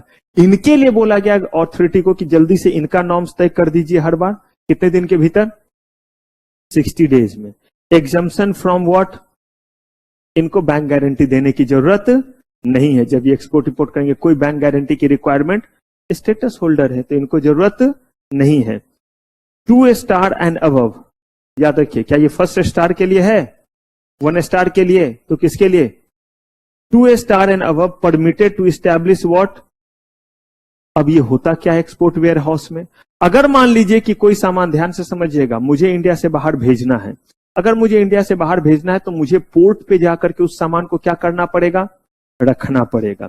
जब उस सामान को मैं वहां पे रखूंगा तो वहां पे जो है वो रखा हुआ रहेगा जब तक क्या नहीं आ जाता है, शिपमेंट। प्लस जिस समय जो है वो जहाज लगेगा उस समय मेरे पास वो इक्विपमेंट, साधन होना चाहिए कि मैं सामान ले जाऊं और उसको क्या कर सकूं, ऑन बोर्ड कर सकूं, और जैसे ही सामान मेरा आए मैं वहां से क्या कर सकूं, हटा सकूं। और नहीं तो बहुत महंगा जो है वो वहां पे क्या लगता है, चार्ज लगता है रखने का। कहा गया कि कितना अच्छा होता अगर मेरा एक वेयर हाउस वहीं पे होता और वहां पे मैं जाकर के रख देता और अपने कन्वीनियंस से जब वो आता आपका जो है वो शिप, मैंने अपने कन्वीनियंस से रख दिया वहां फिनिश गुड्स और वो एक्सपोर्ट हो गया। वहां पे इनपुट ला करके रख लिया, अपने कन्वीनियंस से जो है वो आ गया, शिपमेंट से आ गया और अपने कन्वीनियंस से जब जब मुझे जरूरत होता मैं वहां से जाकर के कहां ले आता, अपने फैक्ट्री में ले आता। कहा ये हो सकता है बशर्ते आपका स्टेटस क्या रहे, तो आप वहां पे भी अपना वेयर हाउस बना सकते। देखिए कितना बड़ा ये सुविधा है। द स्टेटस होल्डर कह रहे प्रेफरेंशियल ट्रीटमेंट किस चीज में, हैंडलिंग ऑफ देयर कंसाइनमेंट, सामान बाहर जाना है, शिप पे ज्यादा जगह नहीं है, यूएसए जाना है। अब बताइए सबके सामान तो है, किसका पहले जाएगा? याद है ना टाइटैनिक, जगह कम था, पहले औरतें और बूढ़े और बच्चे, इसीलिए ना हीरो डूब गया।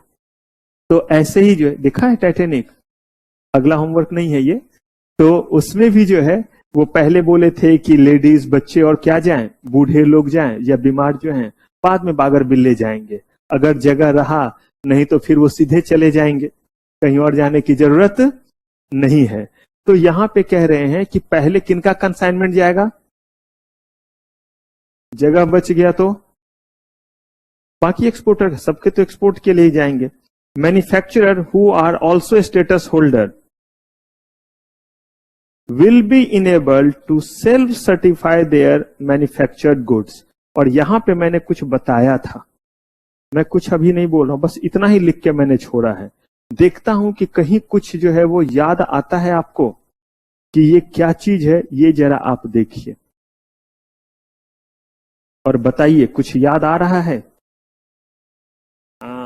IDRA industrial development regulation act के अकॉर्डिंग याद कीजिए कि जितने भी तरह के सेक्टर थे उसको हमने दो कैटेगरी में बांटा था, लाइसेंस सेक्टर और डी लाइसेंस सेक्टर। कुछ चीजों को बनाने के लिए लाइसेंस की जरूरत थी, कुछ चीजों के लिए लाइसेंस की जरूरत पहले बहुत डिटेल में हुआ करता था। पता है पहले इकोनॉमिक लॉ में एक चैप्टर ही था IDRA industrial development regulation act 1951, रहना चाहिए था, पता नहीं उन्होंने जो है वो हटा दिया उस चीज को, लेकिन वो जो है वो काफी अच्छा था, अगर था तो यूजफुल चीज था।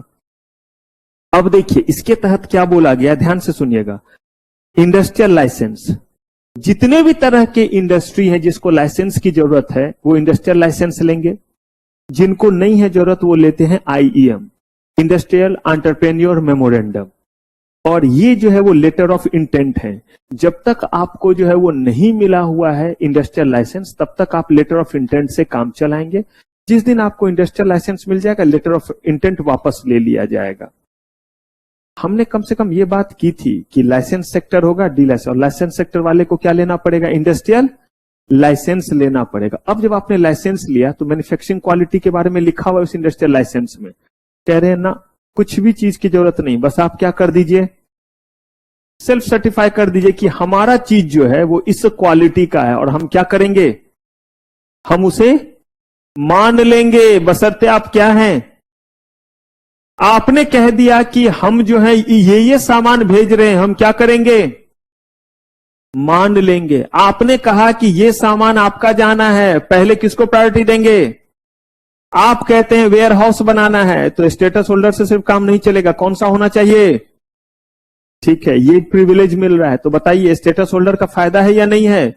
गवर्नमेंट ने ऐसा इसीलिए किया ताकि ज्यादा से ज्यादा लोग क्या बनना चाहें, और स्टेटस होल्डर कब बनेंगे, एक्सपोर्ट करेंगे। तो हो गया गवर्नमेंट का जो है वो अपना जो है वो रिक्वायरमेंट पूरा, और इसीलिए उन्होंने जो है वो दाना फेंका।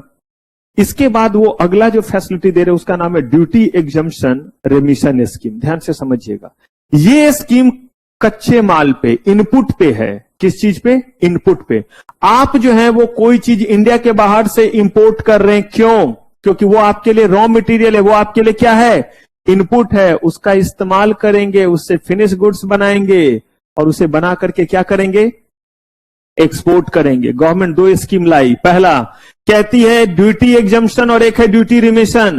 कहता है ड्यूटी एग्जम्पशन का मतलब है कि जब आप कोई भी ऐसा रॉ मटेरियल ला रहे हैं, कोई भी ऐसा इनपुट ला रहे हैं जिसका इस्तेमाल आप एक्सपोर्ट आइटम के लिए करेंगे, उस समय हम आपसे ड्यूटी चार्ज नहीं करेंगे, ड्यूटी कॉल्ड ड्यूटी एग्जम्पशन। दूसरा कहता है लेंगे, ड्यूटी उस समय लेंगे, और जब आप उससे फिनिश गुड्स बना करके एक्सपोर्ट करने लगेंगे तो उस समय उतना हम क्या कर देंगे, माइनस कर देंगे।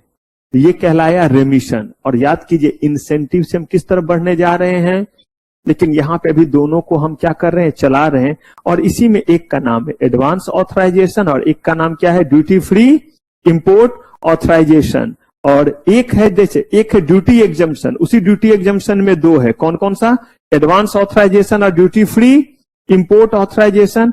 और एक का नाम क्या है, ड्यूटी रेमिशन, जो क्या करता है, ड्यूटी ड्रॉबैक। पढ़ते होंगे आप टैक्स में, जो लिया गया वो आपसे क्या कर दिया जा रहा है, वापस दे दिया जा रहा है। यहां पे इन्होंने कहा कि scheme for rebate on state and central taxes, साथ ही साथ हम आपको क्या प्रोवाइड करेंगे, स्टेट और सेंट्रल टैक्सेस जो हैं उसमें भी क्या देंगे, रिबेट देंगे। किस स्कीम के तहत, ड्यूटी एग्जम्पशन एंड रेमिशन स्कीम के तहत। Scheme for remission of duty and taxes किस चीज पे, एक्सपोर्टेड प्रोडक्ट पे। एक हमने आपको रिबेट दिया, किस चीज में दिया हमने रिबेट रखा है स्टेट लेवल पे और सेंट्रल लेवल पे। दूसरा, जब आप एक्सपोर्ट कर रहे हैं तो भी उस समय हम आपको क्या कर रहे हैं, खास जो है वो तरह के एक्सपोर्ट में हम आपको जो है वो अलग अलग तरह का रिबेट दे रहे हैं। Duty free import authorisation scheme, यही चीज है जो यहां पे है, ये देखिए ड्यूटी फ्री इंपोर्ट ऑथराइजेशन। ये बेसिकली जो है वो क्या कहता है, ड्यूटी फ्री ऑथराइजेशन किस चीज का, इंपोर्ट ऑफ व्हाट, इनपुट। लेकिन मुझे एक चीज बताइए, कार बनाने वाले कंपनी अगर टायर मंगा रही है तो इनपुट है या नहीं लेकिन कहा इस पे हम आपको क्या देंगे, टायर पे अलाउड, इसीलिए क्योंकि ये एज अ प्रोडक्ट ही इंडिया में बहुत ज्यादा बिक जाता है।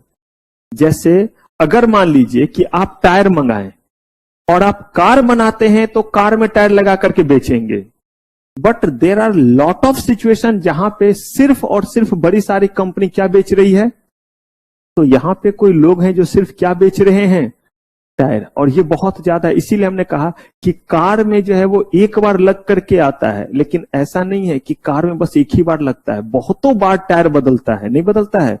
कार की लाइफ अगर 15 साल का गवर्नमेंट के अकॉर्डिंग पेट्रोल गाड़ी की, तो ऐसे केस में जो है वो 2 साल ज्यादा चला तो 2 साल चलते चलते टायर क्या हो जाते हैं, तो उस केस में आप दोबारा लेते हैं। तो इसीलिए उन्होंने बोला कि टायर को इस कैटेगरी में हम, क्योंकि ये जो है वो इंपोर्ट, क्योंकि ये बार बार भी जो है वो लगता है। तो ठीक है, आपने टायर लिया, यहां पे गाड़ी बनाई, टायर लगा करके बाहर क्या कर दिया, बेच दिया, लेकिन उसके बाद उसमें बार बार क्या होते रहेंगे, टायर जो है आप लेंगे और सिर्फ इंडियन मार्केट में उसे बेचेंगे, इसलिए टायर को इनपुट के कैटेगरी में यहां पे उन्होंने फैसिलिटी टायर के लिए नहीं दिया है।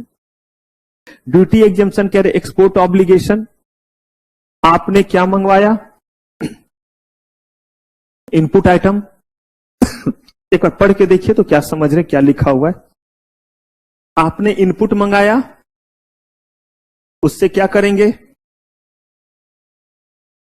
कोई ऑब्लिगेशन हम लगाएं या ना।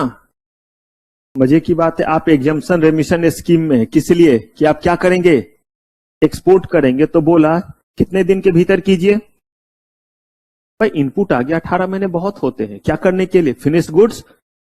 अगर आपका प्रोडक्ट साइकिल 18 महीने से ज्यादा का है तो वाइंड अप की तैयारी कीजिए। आप सोचिए कंपनी चल पाएगी अगर उसका जो इतना प्रोडक्शन साइकिल समझते हैं ना, इनपुट लगने से लेकर के सामान रेडी होकर के बिकने के लिए जाए, तो कह रहे 18 मंथ्स बहुत ज्यादा हो गया।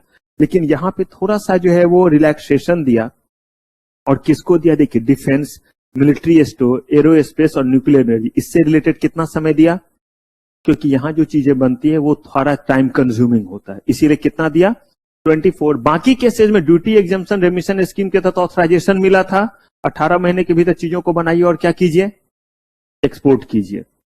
अब ये तो था रॉ मटेरियल के लिए, लेकिन अगर अच्छा रॉ मटेरियल के लिए आप इतना रिलैक्सेशन दे क्यों रहे हैं, क्योंकि आप कहते हैं एक्सपोर्ट करो और एक्सपोर्ट करो उसी क्वालिटी का, तभी तो लोग चीज खरीदेंगे, और उसके लिए इनपुट वैसा रहेगा तभी तो चीज बनेगा वैसा।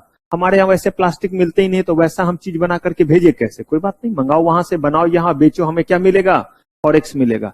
लेकिन कहा कि अगर हमें कोई मशीन मंगाना पड़ा तो मशीन ही यहाँ अवेलेबल नहीं, का बिंदास मंगाओ, का मंगाए बिंदास, का बिल्कुल मंगाओ। और कहा कि इसको नाम दिया एक्सपोर्ट प्रमोशन, कौन सा गुड्स, कैपिटल गुड्स। और आप क्वालिटी गुड्स मंगाइए और हम आपसे जो है वो कितना चार्ज करेंगे इस पे कस्टम ड्यूटी? 0। अब मान लीजिए कि अगर ये कस्टम ड्यूटी हम चार्ज करते हैं, एग्जांपल लेते हैं, तो ये जो है वो होता 10 करोड़ का। हम इंडियन रुपीज में ले रहे हैं, कितना रुपया होता? हमने आपसे ये नहीं लिया, ठीक है। अगर हमने आपसे नहीं लिया तो ऐसे केस में आप जितना टैक्स बचा उसकी मैं बात कर रहा हूं। कितना टैक्स बचा है आपका? 10 करोड़ का कस्टम बना था जो हमने आपसे, अब इसका 6 टाइम्स यानी कितना? 60 करोड़। और ये 60 करोड़ का आप एक्सपोर्ट करके दिखाइए उस मशीन से, कितने दिनों के भीतर? दिया समय, कितना समय दिया? एक ही आज ही नहीं बोला, अभी तो आपने सामान मंगाया है, मशीन मंगाया है, उसको लगाइए, सब कुछ कीजिए, लेकिन 6 साल के भीतर जितनी कीमत का आपका कैपिटल गुड्स है उसकी बात मैं नहीं कर रहा हूं, उल्टा मत समझिएगा। मुझे मशीन की कीमत से कोई लेना देना, मैं बात कर रहा हूं उस मशीन पे जितना ड्यूटी आपको क्या किया है? 0 लिया है बॉस, जबकि उस पर ड्यूटी 10 करोड़ का बन रहा है। तो कहा इसका 6 टाइम 60 करोड़ है। कम से कम 6 साल में कितने रुपए का सामान बना के एक्सपोर्ट कर दो, कितने वैल्यू का? और आपका ये वैलिड है 18 महीने तक। अब आप कहिएगा हाँ जी उज्जवल, भविष्य उज्जवल नहीं दिख रहा है, ध्यान से समझिएगा। यहां पे कह रहे हैं ये 18 महीने के लिए वैलिड है। इसका मतलब अभी तो आपने बोला 6 साल में पूरा करना है, ये 18 महीने का क्या मतलब है? तो कहा पिछले बार जो 18 महीने था वो तो हमें समझ में आ गया था कि इनपुट मंगाया तो आउटपुट कितने महीने में। इस बार कह रहे हैं कि ये जो आपको परमिशन दिया उसके 18 महीने के भीतर सामान मंगवा लो। कौन सा सामान? Input, machine. आसान शब्दों में वो मशीन जिसके लिए हमने परमिशन दिया वो कितने महीने के भीतर मंगाओ? 18 मंथ्स के भीतर। और अगर नहीं मंगाया तो फिर से परमिशन लेना पड़ेगा। रिवैलिडेशन जो है वो इसका जो है वो अलाउड नहीं है, आपको दोबारा से फ्रेश परमिशन लेना पड़ेगा। सेकेंड हैंड कैपिटल गुड जो है वो इसमें अलाउड नहीं है। किसमें? ईपीसीजी स्कीम के तहत इंडिया के बाहर से कौन सा सामान, कौन सा मशीन नहीं मंगा सकते? क्या सेकेंड हैंड मशीन नहीं मंगा सकते इंडिया के बाहर से? बिल्कुल मंगा सकते हैं, मंगाइए, नॉर्मल तरीके से मंगाइए। ईपीसीजी स्कीम के तहत आप सेकेंड हैंड मशीन यानी कैपिटल गुड्स नहीं मंगा सकते। क्लियर है ये क्या कह रहा है? अब इसी में अब थोड़ा टेक्निकलिटी जो होगा वो समझते जाइएगा।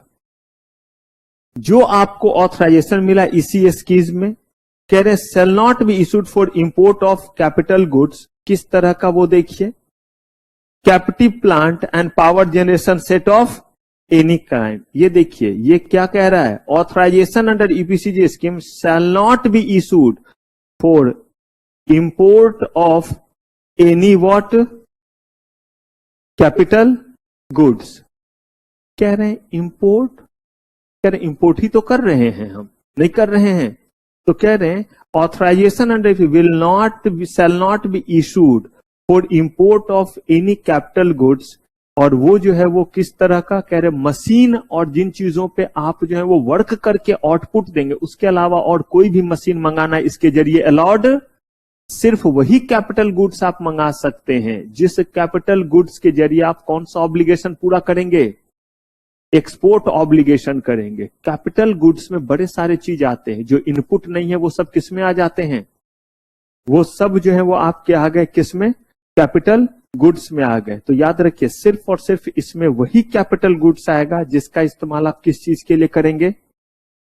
एक्सपोर्ट ऑब्लिगेशन को पूरा करने के लिए, और किसी जो है वो एसोसिएटेड वर्क के लिए नहीं। मतलब वो सिर्फ वो मशीन होगा जिस मशीन से प्रोडक्शन हो रहा है, ना कि जनरेटर होगा जो क्या दे रहा है? पावर सप्लाई कर रहा है देश में जनरेटर। सिर्फ वो मशीन जिस मशीन से जो है वो, जैसे स्टिचिंग मशीन जिससे शूज का स्टिचिंग करेंगे, वो इस दायरे में आएगा। उस मशीन को चलाने के लिए जनरेटर भी तो चाहिए, कह रहे वो इस दायरे में नहीं आएगा। इसीलिए लिखा हुआ है कैप्टिव प्लांट एंड वो कौन सा चीज? पावर जनरेशन सेट वगैरह इसमें जो है वो। क्लियर है बात?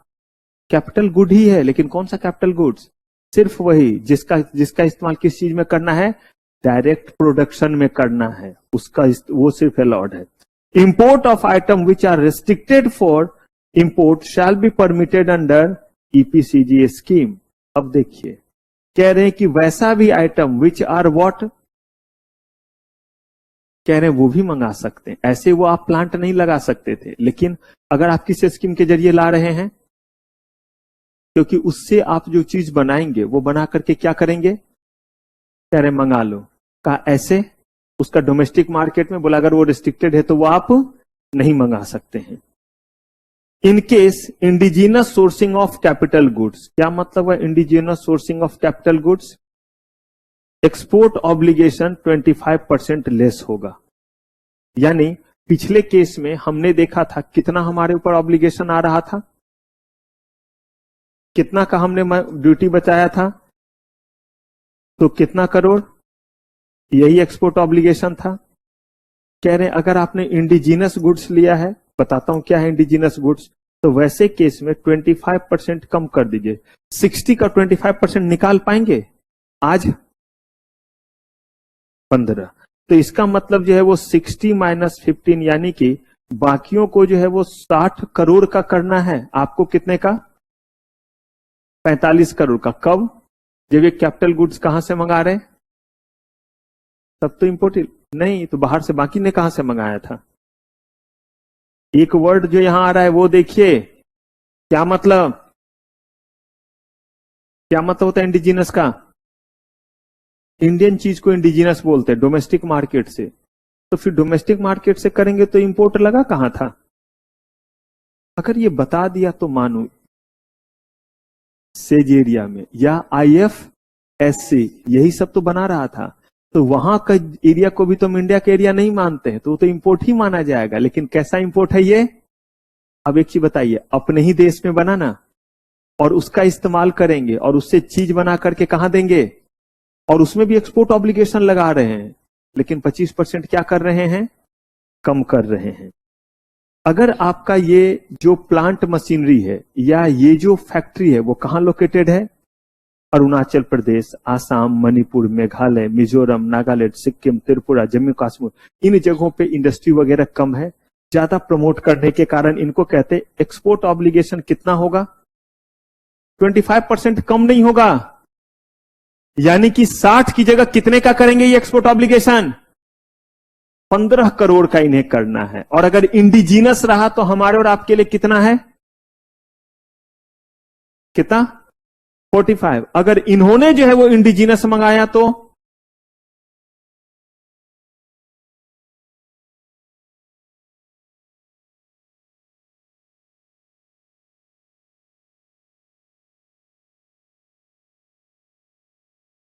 उन्होंने बोला कि एक साथ इतने मजे नहीं लीजिए, यानी कि दोनों में से क्या कीजिए, एक ले लीजिए। आपको वैसे ही हम आपसे कितना ले रहे हैं, कितना बोल रहे हैं एक्सपोर्ट ऑब्लिगेशन, ऐसे ही हम आपको बोले 25% ही करने के लिए। अब क्या बच्चे की जान लेंगे, पहले एक्सपोर्ट ऑब्लिगेशन को 25% से कम करेंगे फिर उसका 25% लेंगे, तो बोला नहीं।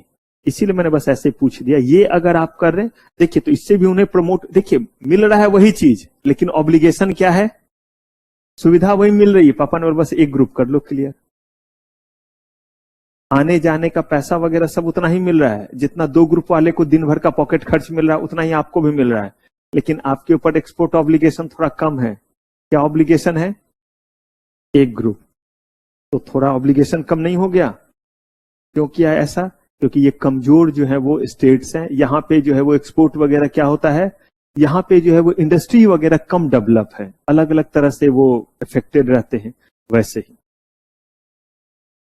अब यहां पे देखिए ऑथराइजेशन होल्डर यानी कौन, ईपीसीजी स्कीम के तहत कोई बंदा है, उसने 75% या मोर क्या किया है, एक्सपोर्ट ऑब्लिगेशन को पूरा कर लिया है और एवरेज जो है वो 100% पूरा हो गया है। इसका मतलब समझे, अगर 60 का है, 60 करोड़ का है एक्सपोर्ट ऑब्लिगेशन, जल्दी बोलिएगा मुंह खोल के साफ तौर पे, 60 करोड़ वाला चीज क्लियर है। 10 करोड़ का हमने बचाया था कस्टम, तो 60 करोड़ का हमारे ऊपर एक्सपोर्ट ऑब्लिगेशन था, कितने साल में, ठीक है 1 2 3 4 5 6, ये 10-10 करोड़ का हो गया, नहीं हो गया 6 साल में। अब एक सिचुएशन है और वो सिचुएशन में हम पहुंच गए यहां, मान लीजिए थोड़ी देर के लिए 75% इसका कितना हुआ 45। हम यहां पे पहुंचे और हम 45 करोड़ तक का एक्सपोर्ट कर चुके हैं, पॉसिबल।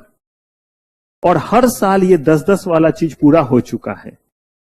अब हमारे पास जो बचे हैं कह रहे हैं आगे उसको एक्सपोर्ट ऑब्लिगेशन को पूरा करने की जरूरत कब? अगर हमने 75% जिस दिन क्या कर लिया ऑब्लिगेशन पूरा कर लिया, लेकिन साथ में कौन सा एवरेज वाला जो हर साल का है वो भी क्या कर लिया। इसका मतलब है कि हम कहीं ना कहीं जो है वो जितना हमें करना था उससे हम क्या निकल गए, ज्यादा निकल गए। तो हमें रिलैक्सेशन दिया गया, बोला कि बाकी एक्सपोर्ट जितना एक्सपोर्ट करेगा उसको पैसे आएंगे, लेकिन बोला हमारे तरफ से कोई जबरदस्ती नहीं है। क्लियर है ये चीज? दोबारा बोलूं, क्लियर है?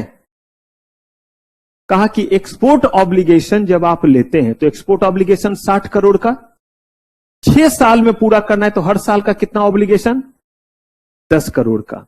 हुआ क्या कि चौथे साल जब आप पहुंचे तो आपने जो है वो 45 करोड़ का जो है वो एक्सपोर्ट कर दिया है। पॉसिबल या नहीं? क्यों नहीं हो सकता भाई? 5 करोड़ का ज्यादा कर दिया। और इधर पिछले 4 साल का जो 10-10 करोड़ वाला था वो भी क्या हो गया। अब कह रहे हैं कि अभी भी तो आपके ऊपर कितना का ऑब्लिगेशन बचा हुआ है 15 का बचा हुआ है। कह रहे अब यहां से आप ऑब्लिगेशन फ्री हो गए, अब आप जो करेंगे कीजिए, हमारे तरफ से कोई ऑब्लिगेशन नहीं है। ये कह रहे हैं। पीएम मित्र स्कीम के तहत उन्होंने कहा कि हम आपको ईपीसीजी स्कीम के तहत और भी बेनिफिट देंगे। जो ईपीसीजी स्कीम होल्डर हैं उनको इस योजना के तहत भी कुछ और हम क्या देंगे, फैसिलिटी देंगे। ये योजना नहीं है, इसके तहत भी हम आपको क्या करेंगे। पहले सिर्फ अब अगर नया कुछ पूछे तो ये ईपीसीजी स्कीम में पहले ये नहीं था, अब ईपीसीजी स्कीम को इसके साथ भी जोड़ दिया कि ईपीसीजी स्कीम में जो बेनिफिट है मिलेगा ही, साथ ही साथ किसका बेनिफिट भी मिलेगा, पीएम मित्र स्कीम के तहत। और अगर कहीं आप जो है वो बैटरी और क्या है इलेक्ट्रिक व्हीकल्स में देख रहे हैं आज के समय में कितना ज्यादा, पहले नहीं था 2015 में उतना, इस बार इसीलिए लाया है। अगर इसके लिए कुछ बना रहे, इसका एक्सपोर्ट कर रहे, तो वैसे केस में रिड्यूस क्या मिलेगा। अब इसमें ये हर चीज में यही मत समझिएगा सर यही वाला बैटरी रिक्शा एक्सपोर्ट करेंगे बाहर यूएसए में चलेगा। अरे भाई इलेक्ट्रिक व्हीकल्स में जो है कार भी आता है, नहीं आता है, जो एक तरह से नेक्सॉन और क्या क्या जो है वो गाड़ियां हैं। वो ई रिक्शा तो हम गरीबों जैसे के लिए हो गया। वो अगर कार वगैरह बना करके आप क्या करते हैं इंडिया से बाहर, और आप देखिएगा उतना ही नहीं, आज के समय में बड़ा बड़ा बस जो बना हुआ है टाटा का, अशोक लेलैंड वगैरह का, जो दिल्ली के सड़कों पे भी आपको ब्लू कलर वाला दिखेगा, ब्लू जैसा है ना, तो वो देखिए आप जो है वो कंप्लीट इलेक्ट्रिक है। तो अगर उन चीजों को बना करके आप एक्सपोर्ट करते हैं तो हम आपके ऊपर एक्सपोर्ट ऑब्लिगेशन क्या करेंगे, कम रखेंगे। मंगाइए उसके लिए जो भी सामान बाहर से मंगाना है, हमारे पास नहीं है चीजें तो एक्सपोर्ट ऑब्लिगेशन कम रहेगा। अब जो स्कीम है, हमने 2 स्कीम देखा, एक देखा हमने कच्चे माल पे यानी कि इनपुट पे, और एक हमने किस पे देखा, जो हमारा जो है वो कैपिटल यानी मशीन वगैरह, दोनों चीज पे। कह रहे हैं कि एमएनएसटी स्कीम एक आया जिसके तहत कहा गया है कि अगर आपको कहीं भी किसी भी तरह का डिफॉल्ट किया या एक्सपोर्ट ऑब्लिगेशन वगैरह आपने मिट नहीं किया, तो उन चीजों के लिए जो है ऑनलाइन पोर्टल ओपन किया गया है, जहां पे आप जो है वो 6 महीने के भीतर जितने भी तरह के आपके जो है वो चीजें हैं, जो भी शिकायतें हैं, जो भी ग्रीवांसेस है, जो भी ऑब्लिगेशन से रिलेटेड इश्यू था, उसको क्या कर सकते हैं, रिजॉल्व कर सकते हैं। It will cover all pending cases of default in what, export obligation. Simple सा चीज है, चीजों को फैसिलिटेट करने के लिए, वरना फिर तारीख पे तारीख होगी। यहां पे इसके लिए स्पेशल हम क्या लेके आए, अच्छा ऐसे ही एक कॉन्सेप्ट हमारा आया था, सेबी में हमने पढ़ा था, इस कोर्स तो मैकेनिज्म था, एक पेपर था, क्या नाम था उसका, कंसेंट पेपर, जिसके तहत कहा गया था कि एक स्कीम आया था कि आप अपने चीजों को मान लीजिए तो कंसेंट से जो है वो ऑर्डर आता था। ऐसे ही यहां पे जो है वो कौन सा स्कीम चलाया, एमएनएसटी स्कीम जो है वो चलाया। टाउन ऑफ एक्सपोर्ट एक्सीलेंस, कहा कि तलाश करो उन होनहारों की, उन शहरों की जहां से सबसे ज्यादा क्या हो रहा है, एक्सपोर्ट। देश पूरा ही हमारा, लेकिन देखिए भेदभाव हर जगह है। कहा कि अब शहर वो देखो कि जिस शहर से ज्यादा क्या हो रहा है, एक्सपोर्ट। तो इन्होंने जो है वो पहले से ही जो है वो 39 टाउन को क्या किया था, टाउन ऑफ एक्सपोर्ट एक्सीलेंस के दायरे में रखा था, जिसको बाकियों से जो है वो ज्यादा ये क्या प्रोवाइड करते हैं, बेनिफिट प्रोवाइड करते हैं मॉनेटरी टर्म पे और फैसिलिटी के टर्म पे। 4 उसमें नया और ऐड किया है, फरीदाबाद, मिर्जापुर, मुरादाबाद और वाराणसी। इसको इसमें क्या किया गया है, इसका नाम है टाउन ऑफ एक्सपोर्ट एक्सीलेंस। यहां से अगर आप चीजों को देते हैं तो आपको खास तरह का और क्या मिलेगा, बेनिफिट मिलेगा। Priority access to export promotion fund under what, market access initiative. Market access initiative के तहत फंड रखे गए हैं, जहां पे इनको डेवलप किया जाएगा, इनको फैसिलिटेट किया जाएगा, इनको फंडिंग दी जाएगी, कम इंटरेस्ट पे फंड दिया जाएगा। कहा गया वो जो हमने फंड रखा हुआ है उस पर पहला अधिकार किसका, टाउन ऑफ, जो गवर्नमेंट ने सेंट्रल लेवल पे रखा। फिर बचा रह गया तो उसमें बाकी लोग आएंगे कि हमें भी इसमें से पैसा दो, हम भी एंटरप्रेन्योर बनना चाहते हैं। पहले किसको देंगे, वो लोग जो कहां से आ रहे हैं, टाउन ऑफ, क्योंकि वो कहते हैं कि ये शहर जो है वो है वीर जवानों का, अलबेलों का, मस्तानों का। यहाँ पे जो लोग हैं वो ज्यादा से ज्यादा क्या करते हैं, एक्सपोर्ट। तो यहां वाले अगर आएंगे तो पहले इनको इस फंड से क्या देंगे, हम पैसा देंगे, इनको प्रायोरिटी देंगे। उसके बाद किसी दूसरे शहर के अगर आते हैं तो उनको इस फंड से हम क्या देंगे, पैसा देंगे, क्योंकि ये लोग क्या करते हैं, एक्सपोर्ट करते हैं। प्रोसेस री इंजीनियरिंग एंड ऑटोमेशन, ये देखिए क्या वर्ड है, री इंजीनियरिंग। प्रोसेस को क्या करना है, री इंजीनियरिंग, और उसको क्या करना है, ऑटोमेशन। जिसमें ये कहते हैं export promotion and development incentive regime को कहां लेकर के जा रहे हैं, फैसिलिटेट। सिर्फ और सिर्फ इंसेंटिव देने से काम नहीं होगा, हम उनको क्या करना चाह रहे हैं, फैसिलिटेट करना चाह रहे हैं। ये नहीं कि आपको इंसेंटिव दिया, ग्रांट दिया, आ जाओ, कहा नहीं। अगर हम फैसिलिटेट नहीं करें तो वो सारा पैसा हमारा क्या होगा, डूब जाएगा। रिडक्शन इन फी स्ट्रक्चर और आईटी बेस्ड क्या ला रहे हैं, स्कीम, जो एमएसएमई वगैरह को और मदद कर रहा है क्या करने में, एक्सपोर्ट करने में। याद कीजिए हम लोगों ने पढ़ा था जहां पे हम देखते थे कि रिसर्च के लिए जो आईआईटी और बाकी सबका क्या बनाया था, हब बनाया था। जो लोग टेक्नोलॉजिकल जो है वो सपोर्ट देते थे, नहीं देते थे स्टार्टअप को, एमएसएमई को। Duty exemption scheme for export promotion, याद है duty exemption, duty exemption and रेमिशन। तो ये एग्जम्पशन की बात कर रहे हैं। Will now B implemented through regional office and rule based IT sector environment, eliminating the need of what, manual interface. कह रहे ऑटोमेटिकली सब कुछ सिस्टम बेस्ड रहेगा, आप अपना जो है वो डेटा डालिए, अपना सारा रिपोर्ट डालिए और वही आपकी चीजों को क्या करेगा, ग्रांट करेगा।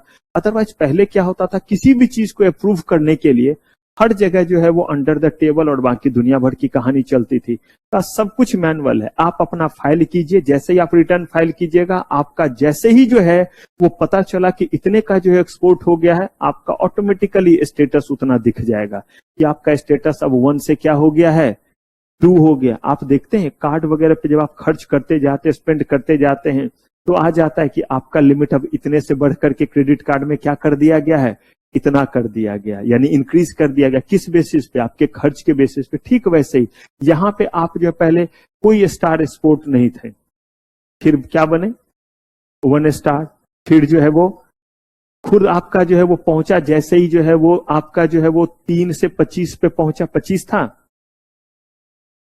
15 था, तो 3 से 15 पे पहुंचे तो क्या हो गया, फिर जो है वो 25 पे पहुंचे तो 25 नहीं सीधे 50 था।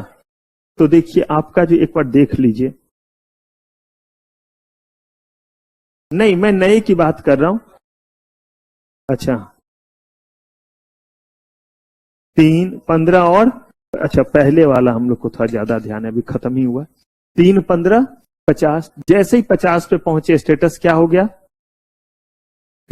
और कहा इसमें कोई जो है मैनुअल इंटरवेंशन, हम अपील करेंगे, हम लिख करके देंगे, हम बाकी चीज देंगे, वो नहीं, हम खुद अपना क्या फाइल करेंगे, रिटर्न फाइल करेंगे। और रिटर्न फाइल करेंगे तो उसमें नहीं लिखा रहेगा हमारा टर्नओवर कितना हुआ, कितने का हमने क्या किया, एक्सपोर्ट किया, हमारे ऑडिट में तो दिया हुआ रहेगा। जैसे ही वो उनके पास जाएगा, ऑटोमेटिकली सिस्टम क्या कर देगा, हमारा स्टेटस क्या दिखाने लगेगा, 2 से 3, 1 से 2 हो गया, तो ऑटोमेटिकली आपको बेनिफिट भी मिल जाएंगे। पहले आप वेयर हाउस नहीं बना सकते, जैसे ही 2 मिला, आप कोई परमिशन आपको नहीं लेना है। एक तो 2 जो आप हुए, इसको किसी से परमिशन नहीं लेना है, 1 से 2 हो गए, जैसे ही 2 हो गए, वेयर हाउस बनाना है, बिंदास जाइए, किसी से परमिशन लेने की जरूरत नहीं है। इसी चीज को हम लोग क्या कह रहे हैं, यही एस्पेक्ट आपका जो है वो कहलाता है automation, process engineering and automation. अब जो आपका फैसिलिटी है वो किन के लिए है, ये फैसिलिटी है एक्सपोर्ट ओरिएंटेड यूनिट के लिए, electronic hardware technology park, software technology park और बायोटेक्नोलॉजी पार्क। अब इस पार्क का मतलब ये नहीं वहां बैठ के लोग घूमते हैं, पार्क का मतलब हब से है, जैसे सेज बना हुआ है। कहा कि एक्सपोर्ट ओरिएंटेड यूनिट का मतलब है कि वो यूनिट हो सकता है मेरा 4 यूनिट हो, या मेरा छोड़िए रिलायंस का 4 यूनिट, एक यूनिट जो नोएडा में है, अगर ये ईओयू है इसका मतलब यहां जो भी प्रोडक्शन होता है वो सिर्फ कहां जाता है, और बाकी जो है वो डोमेस्टिक एरिया में भी जाता है। तो उनका सिर्फ नोएडा वाला यूनिट क्या कहलाएगा, एक्सपोर्ट ओरिएंटेड। तो हमारा वो यूनिट सिर्फ एक्सपोर्ट कर रहा है तो उसको हम क्या करेंगे, बेनिफिट देंगे। सॉफ्टवेयर टेक्नोलॉजी पार्क का मतलब हो गया कि वहां से सॉफ्टवेयर एक्सपोर्ट होगा।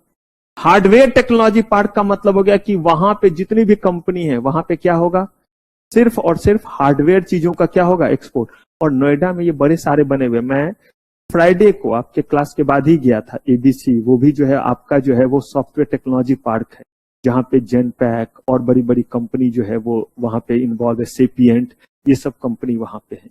कहा गया कि ये सॉफ्टवेयर वहां से क्या करती है, एक्सपोर्ट। वहां पे लोग काम कर रहे हैं, आपको नहीं पता है आप जो काम कर रहे हैं वो कहां जा रहा है, आपका काम तो बस काम करना है। ये चीज आया, उसको आपने प्रोसेस कर दिया, वो बना करके दे दिया, अब वो जो है वो बाहर जा रहा है। कहा उस चीज को डेवलप करने को लेकर के इन्होंने कहा objective to promote what, export. और क्या चाहिए भाई, फॉरेन एक्सचेंज अर्निंग चाहिए, and attract investment for export promotion and employment. हर चीज, कोई भी चीज बनेगा तो एम्प्लॉयमेंट तो जनरेट करेगा ही। कह रहे export all kinds of goods and services, ये गुड्स में भी आ गया, ये सब जो है वो आपके गुड्स में है, लेकिन ये किस में है, सर्विसेज है। ये गुड्स और सर्विसेज दोनों में आ गया। इन रेस्पेक्ट ऑफ ईओयू, किसकी सिर्फ हम बात कर रहे हैं, एक्सपोर्ट ओरिएंटेड यूनिट की। अब जरा सोचिए, अगर ये एक्सपोर्ट प्रमोटेड यूनिट, तो क्या permission to export a prohibited item may be considered. कोई ऐसा आइटम जो इंडिया से बाहर क्या नहीं करना है, कहा कि वो कौन कर सकते हैं, ईओयू। क्यों, क्योंकि हम इन पे भरोसा कर सकते हैं, ये सिर्फ और सिर्फ क्या करते हैं, एक्सपोर्ट करते हैं, तो कहीं और इनका चीज जाता ही नहीं है। तो कुछ वैसे भी आइटम जो रेस्ट्रिक्टेड के दायरे में आते हैं, रेस्ट्रिक्टेड इसीलिए कि बाकी लोग नहीं करेंगे, इसीलिए क्या कहलाया, रेस्ट्रिक्टेड। लेकिन अगर इसी को रेगुलेट करके कंट्रोल मैनर में किया जाए तो वो हम किसको देंगे करने के लिए, देखिए फायदा हुआ ना इनको लिए आइटम बढ़ गया जो बाकी नहीं कर सकते हैं। बाय किससे अप्रूवल लेंगे, कुछ याद आ रहा है, ये बॉडी का नाम बोर्ड ऑफ अप्रूवल किसमें था, स्पेशल इकोनॉमिक जोन। और स्पेशल इकोनॉमिक जोन में भी जितने भी SEZ हैं उन सबके लिए ये है सबसे बड़ा, तो यही लाइसेंस देती है कि ये जगह क्या कहलाएगा, स्पेशल इकोनॉमिक जोन। इसके बाद हमारे जो है वो अलग अलग आते थे, जहां पे हम जो है वो कौन आते, डेवलपमेंट कमिश्नर और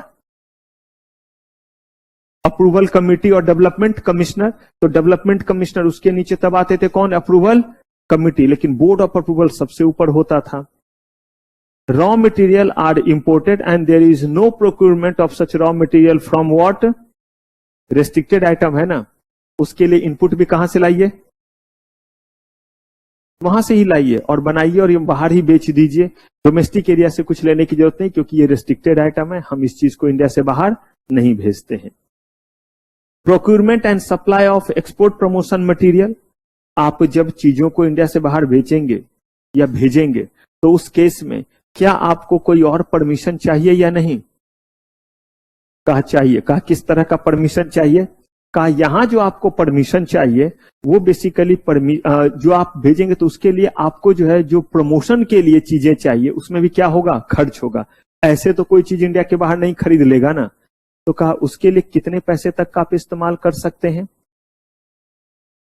फ्री ऑन बोर्ड का मतलब जितना एक्सपोर्ट के लिए आपने रखा अपने शिप पे उसका कितना परसेंट तक, 1.5% तक का यूज कर सकते हैं। यानी कि अगर मान लीजिए कि आप जो है वो 1 लाख जो है वो रुपए का, मान लीजिए डॉलर नहीं लगाते हैं, तो उस केस में कहा गया कि 1.5% का मतलब कितना हुआ, 1500 रुपए का आप क्या कर सकते हैं, 1500 रुपए का आप जो है वो एडवर्टीजमेंट में खर्च कर सकते हैं। यानी कि आप एक्सपोर्ट करेंगे, उसके लिए क्या करेंगे, procurement and supply of export promotion material, promotion material ये एक्सपोर्ट प्रमोशन के लिए है, कितना तक कर सकते हैं, 1.5 जितना आप जो है वो इंडिया से बाहर भेज रहे हैं। May import produce from domestic tariff area without payment of, अब इसका मतलब क्या, आप इनको तो कौन सा एरिया बोल देते हैं, इंडिया से बाहर, तो ये अगर डोमेस्टिक एरिया से खरीदेंगे तो फिर तो क्या हो गया, बाहर के समय में तो इनको इंपोर्ट ड्यूटी नहीं ले रहे हैं, लेकिन डोमेस्टिक एरिया से जब ये लेंगे तो क्या हो गया, तो कह रहे हैं कि नहीं डोमेस्टिक एरिया से भी लेंगे तो भी जो है वो, क्योंकि अच्छा है इंडिया के बाहर से कच्चा माल नहीं ले रहे हैं, रॉ मटेरियल नहीं ले रहे हैं, कहां से ले रहे हैं, कह रहे लेने दो, इंडिया में बस डोमेस्टिक मार्केट में बेचेगा तो हमें फायदा नहीं होगा, अगर यहां से इनपुट लेता है तो हमारा डबल फायदा है या नहीं है, कोई भी पैसा हमारा इंडिया से बाहर नहीं जा रहा है। यूनिट ऑब्टेनिंग गोल्ड सिल्वर या और कोई भी, तो कह रहे हैं कि इस केस में purchase basis within how many days, either on loan basis और outright basis shall within from the date of release. Unit obtaining gold silver platinum from nominated agency, तो या तो लोन बेसिस पे या ऑटराइट basis, ऑटराइट का मतलब पे कर देना, लोन बेसिस का मतलब है उसके लिए पैसा नहीं दिया है, 90 days from the date of release, 90 days के भीतर हम उसका क्या करेंगे, चीजों को बनाएंगे और उसको हम क्या करेंगे, रिलीज करेंगे। Second hand capital good without any age limit, आप इस जगह पे क्या कर सकते हैं, याद कीजिए ईपीसीजी स्कीम में कवर नहीं होता था, लेकिन अगर आप क्या है, एक्सपोर्ट ओरिएंटेड यूनिट है, सॉफ्टवेयर टेक्नोलॉजी पार्क है, हार्डवेयर टेक्नोलॉजी पार्क है, बायोटेक्नोलॉजी पार्क है, तो सेकेंड हैंड गुड्स भी अगर लाएंगे तो भी हम उस पर आपसे ड्यूटी चार्ज नहीं करेंगे।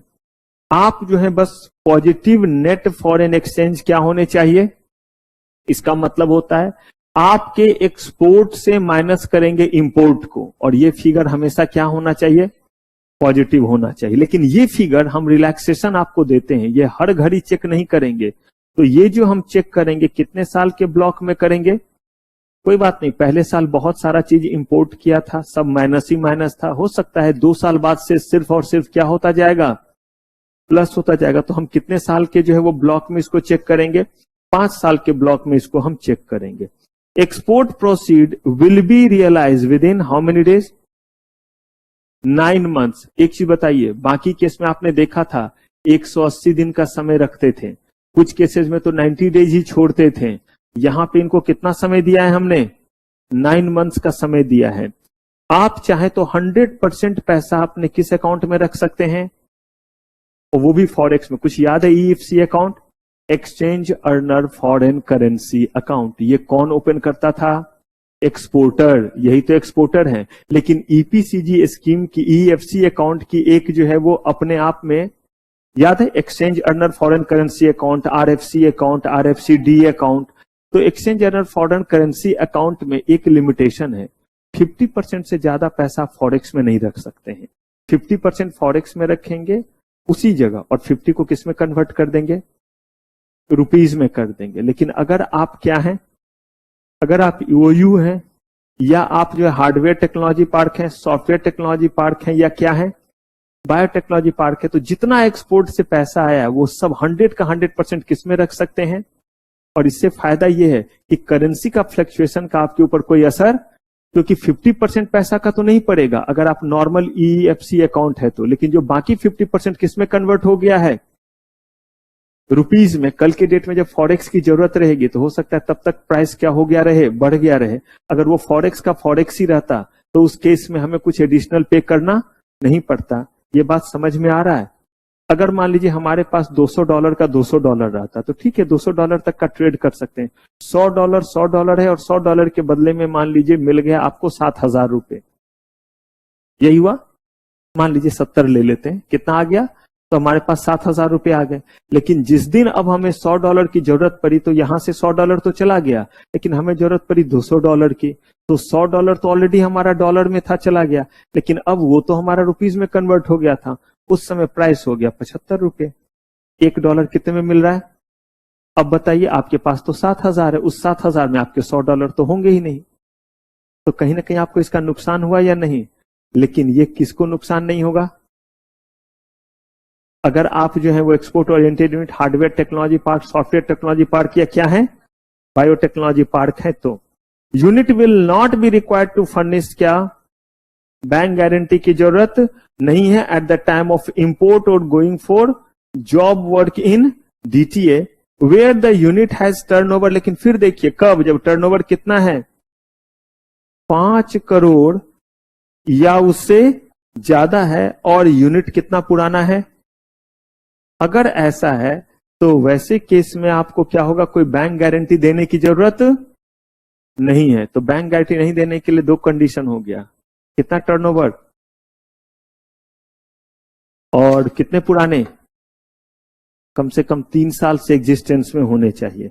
100% एफडीआई इन्वेस्टमेंट परमिटेड। अब देखिएगा आएंगे एफडीआई में तो देखेंगे 100% क्या है, एफडीआई जो है वो आपको परमिटेड है। कैसे? Through automatic route, similar to what, SEZ unit. जैसे सेज यूनिट में है वैसे ही आपको जो है वो यहां पे भी आपका 100% आपको क्या, देखिए अब इससे फायदा क्या होगा कि आपके पास रिवेन्यू क्या होंगे, ज्यादा होंगे, वहां पे ज्यादा पैसे जो है वो लोग लगाएंगे।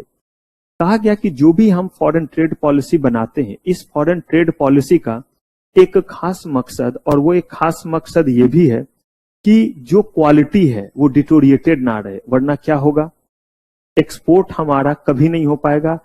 अगर इन चीजों के लिए अगर हमने अलग से कोई इंतजाम नहीं किया रिड्रेसल का, तो आपको पता है हमारे देश में सुविधा तो लोगों को मिली, कह रहे एक्सपोर्ट किया जाए, तो आपको पता ही है फायदा के लिए एक्सपोर्ट तो किया जाएगा, लेकिन शायद क्वालिटी को क्या कर दे, ब्रीच कर दे। तो इसके लिए इन्होंने जो है वो एक खास तरह का इंतजाम किया और कहा कि क्वालिटी से रिलेटेड कोई भी कंसर्न अगर किसी भी हमारे एक्सपोर्टर को आता है, इंडिया से बाहर किसी ने भी सामान मंगाया, तो कहा गया कि उनकी बात सुनने के लिए हम यहां पे बैठे हुए हैं। दूसरा, आपने कुछ चीजों को इंपोर्ट किया, पॉसिबल रॉ मटेरियल या आपके जो है वो प्लांट मशीनरी, और वो गड़बड़ है तो उसके लिए आप कहां लड़ते रहेंगे? बोला नहीं, आपके बात को भी सुनेंगे और आप जिनको भेजे हैं उनकी भी बात को सुनेंगे, ताकि एक्सपोर्ट को हमेशा बढ़ावा मिलता रहे। इसके लिए कोई अलग कोर्ट नहीं, इसके लिए जो है वो नॉर्मल कोर्ट में नहीं जाएंगे, बल्कि उसके लिए अलग से एक बॉडी बनाया जिसका नाम दिया committee on quality complain and trade disputes. कोई भी ट्रेड डिस्प्यूट है, पैसे समय पे नहीं आए हैं, क्वालिटी में गड़बड़ी है, उन सारे चीजों को देखने के लिए 22 जो है वो प्लेसेस पे ये जो है वो कमिटी बनाई गई, जिनको जुरिडिक्शन तय किया गया कि आपका एरिया ये, आपका एरिया ये। ऐसे कितने बनाए गए? 22, ताकि कोर्ट वगैरह जाने की जरूरत ना पड़े। और ये जो है वो इन्वेस्टिगेट करेंगे सारे क्वालिटी रिलेटेड चीजों को, और जितने भी रिलेटेड आपके जो है ट्रेड से रिलेटेड कंप्लेन है, और कितने दिनों के भीतर जो है वो मामले को निपटा के काम खत्म कर देंगे। जितने दिन में चार्जशीट भी नहीं बनेगा, अगर कोर्ट में आए, कोर्ट के एज पर रूल ही 3 महीने का टाइम देते हैं क्या करने के लिए, चार्जशीट के लिए। उसके बाद ये लोग एक्सटेंशन लेते हैं, यहाँ पे 3 महीने में उसे क्या कर देना है, रफा दफा जो है वो कर देना है। अब इससे होगा क्या, अगर हम एक्सपोर्ट कर रहे हैं तो हमारे लिए भी अच्छी बात है कि हमने कोई चीज इंपोर्ट किया, उसमें गड़बड़ी है तो वो बॉडी रिड्रेस करेगी। और अगर हम एक्सपोर्ट कर रहे हैं और बाहर किसी ने इंपोर्ट किया है तो उनको भी क्वालिटी कंसर्न मिलेगा, तो वो भी कॉन्फिडेंट रहेंगे कि इंडिया में इस चीज के लिए अलग से क्या बना हुआ है, बॉडी बना हुआ है, जहां हमें उतना समय बिताने की जरूरत नहीं है। लेकिन कहा गया कि ये जो चीज होता है ये आपका जो है वो क्या है, रिकंसिलेटरी इन नेचर है। आप चाहें तो आप जो है वो लीगल रिकोर्स ले सकते हैं, जैसे आर्बिट्रेशन कंसिलिएशन जैसा चीज अगर आप लेते हैं तो बहुत अच्छा है, नहीं तो आपके मामले कहां निपटाए जाएंगे, कोर्ट में निपटाए जाएंगे। कहा कि ये किस किस तरह के कंप्लेन को देखते हैं, कहा कि ये कंप्लेन जो है वो देखते हैं कि अगर कोई फॉरेन बायर है और वो कह रहा है कि क्वालिटी क्या है, पुअर है। कंप्लेन ऑफ इंपोर्टर, और वो क्या कह रहा है, क्वालिटी ऑफ प्रोडक्ट। इंपोर्टर कौन हो गए, हम हो गए, हमारी बात को भी सुन रहे। दूसरे देश में जो उनकी बात को भी सुन रहे कि हमें जो चीजों को दिया गया है वो उस क्वालिटी का नहीं है। इतना बड़ा बड़ा आया था कैटलॉग, इतने अच्छे से जो है वो इमेज बना करके ई कॉमर्स डिस्प्ले, तो इस पे उस पे सब पे वीडियो बना करके तो सब बना करके दिया था, और ये तो वैसा है ही नहीं। Complain of unethical commercial dealing. अब इसमें क्या क्या आता है अनइथिकल कमर्शियल डीलिंग में? जितने भी आरटीपी हम देखते थे ना, वो सब इसका पार्ट हो गया। आरटीपी यूटीपी कुछ याद है?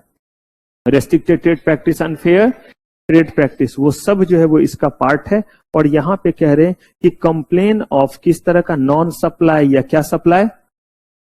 आपने अभी तक भेजा ही नहीं। हमने जो है कंसाइनमेंट 100 पीस के लिए बोला था, आप सिर्फ क्या भेज रहे हैं? 50 भेज रहे हैं। क्या हो गया? पार्शियल हो गया। आफ्टर कंफर्मेशन ऑफ ऑर्डर, जबकि ऑर्डर को आपने क्या किया था? कंफर्म किया था। उसके बाद supplying goods other than one as agreed, जो आपने बोला था आप क्या कर रहे हैं? वो नहीं भेज करके क्या कर रहे हैं? कोई दूसरा सामान भेज रहे हैं। अपॉन नॉन पेमेंट, आपने जो है वो पेमेंट अब इस साइड से भी है, या non adherence of delivery schedule, बोला था 1 सप्ताह के भीतर या 1 महीने के भीतर, और कितने महीने और कितने सप्ताह क्या हो गए? गुजर गए। तो ये सारा कुछ किसके बारे में था? Foreign trade policy. अब देखिए, अगर हम फेमा के पूरे सेगमेंट को देखें तो इसमें हमारे पास जो है वो 2 चीज सिर्फ बचा है।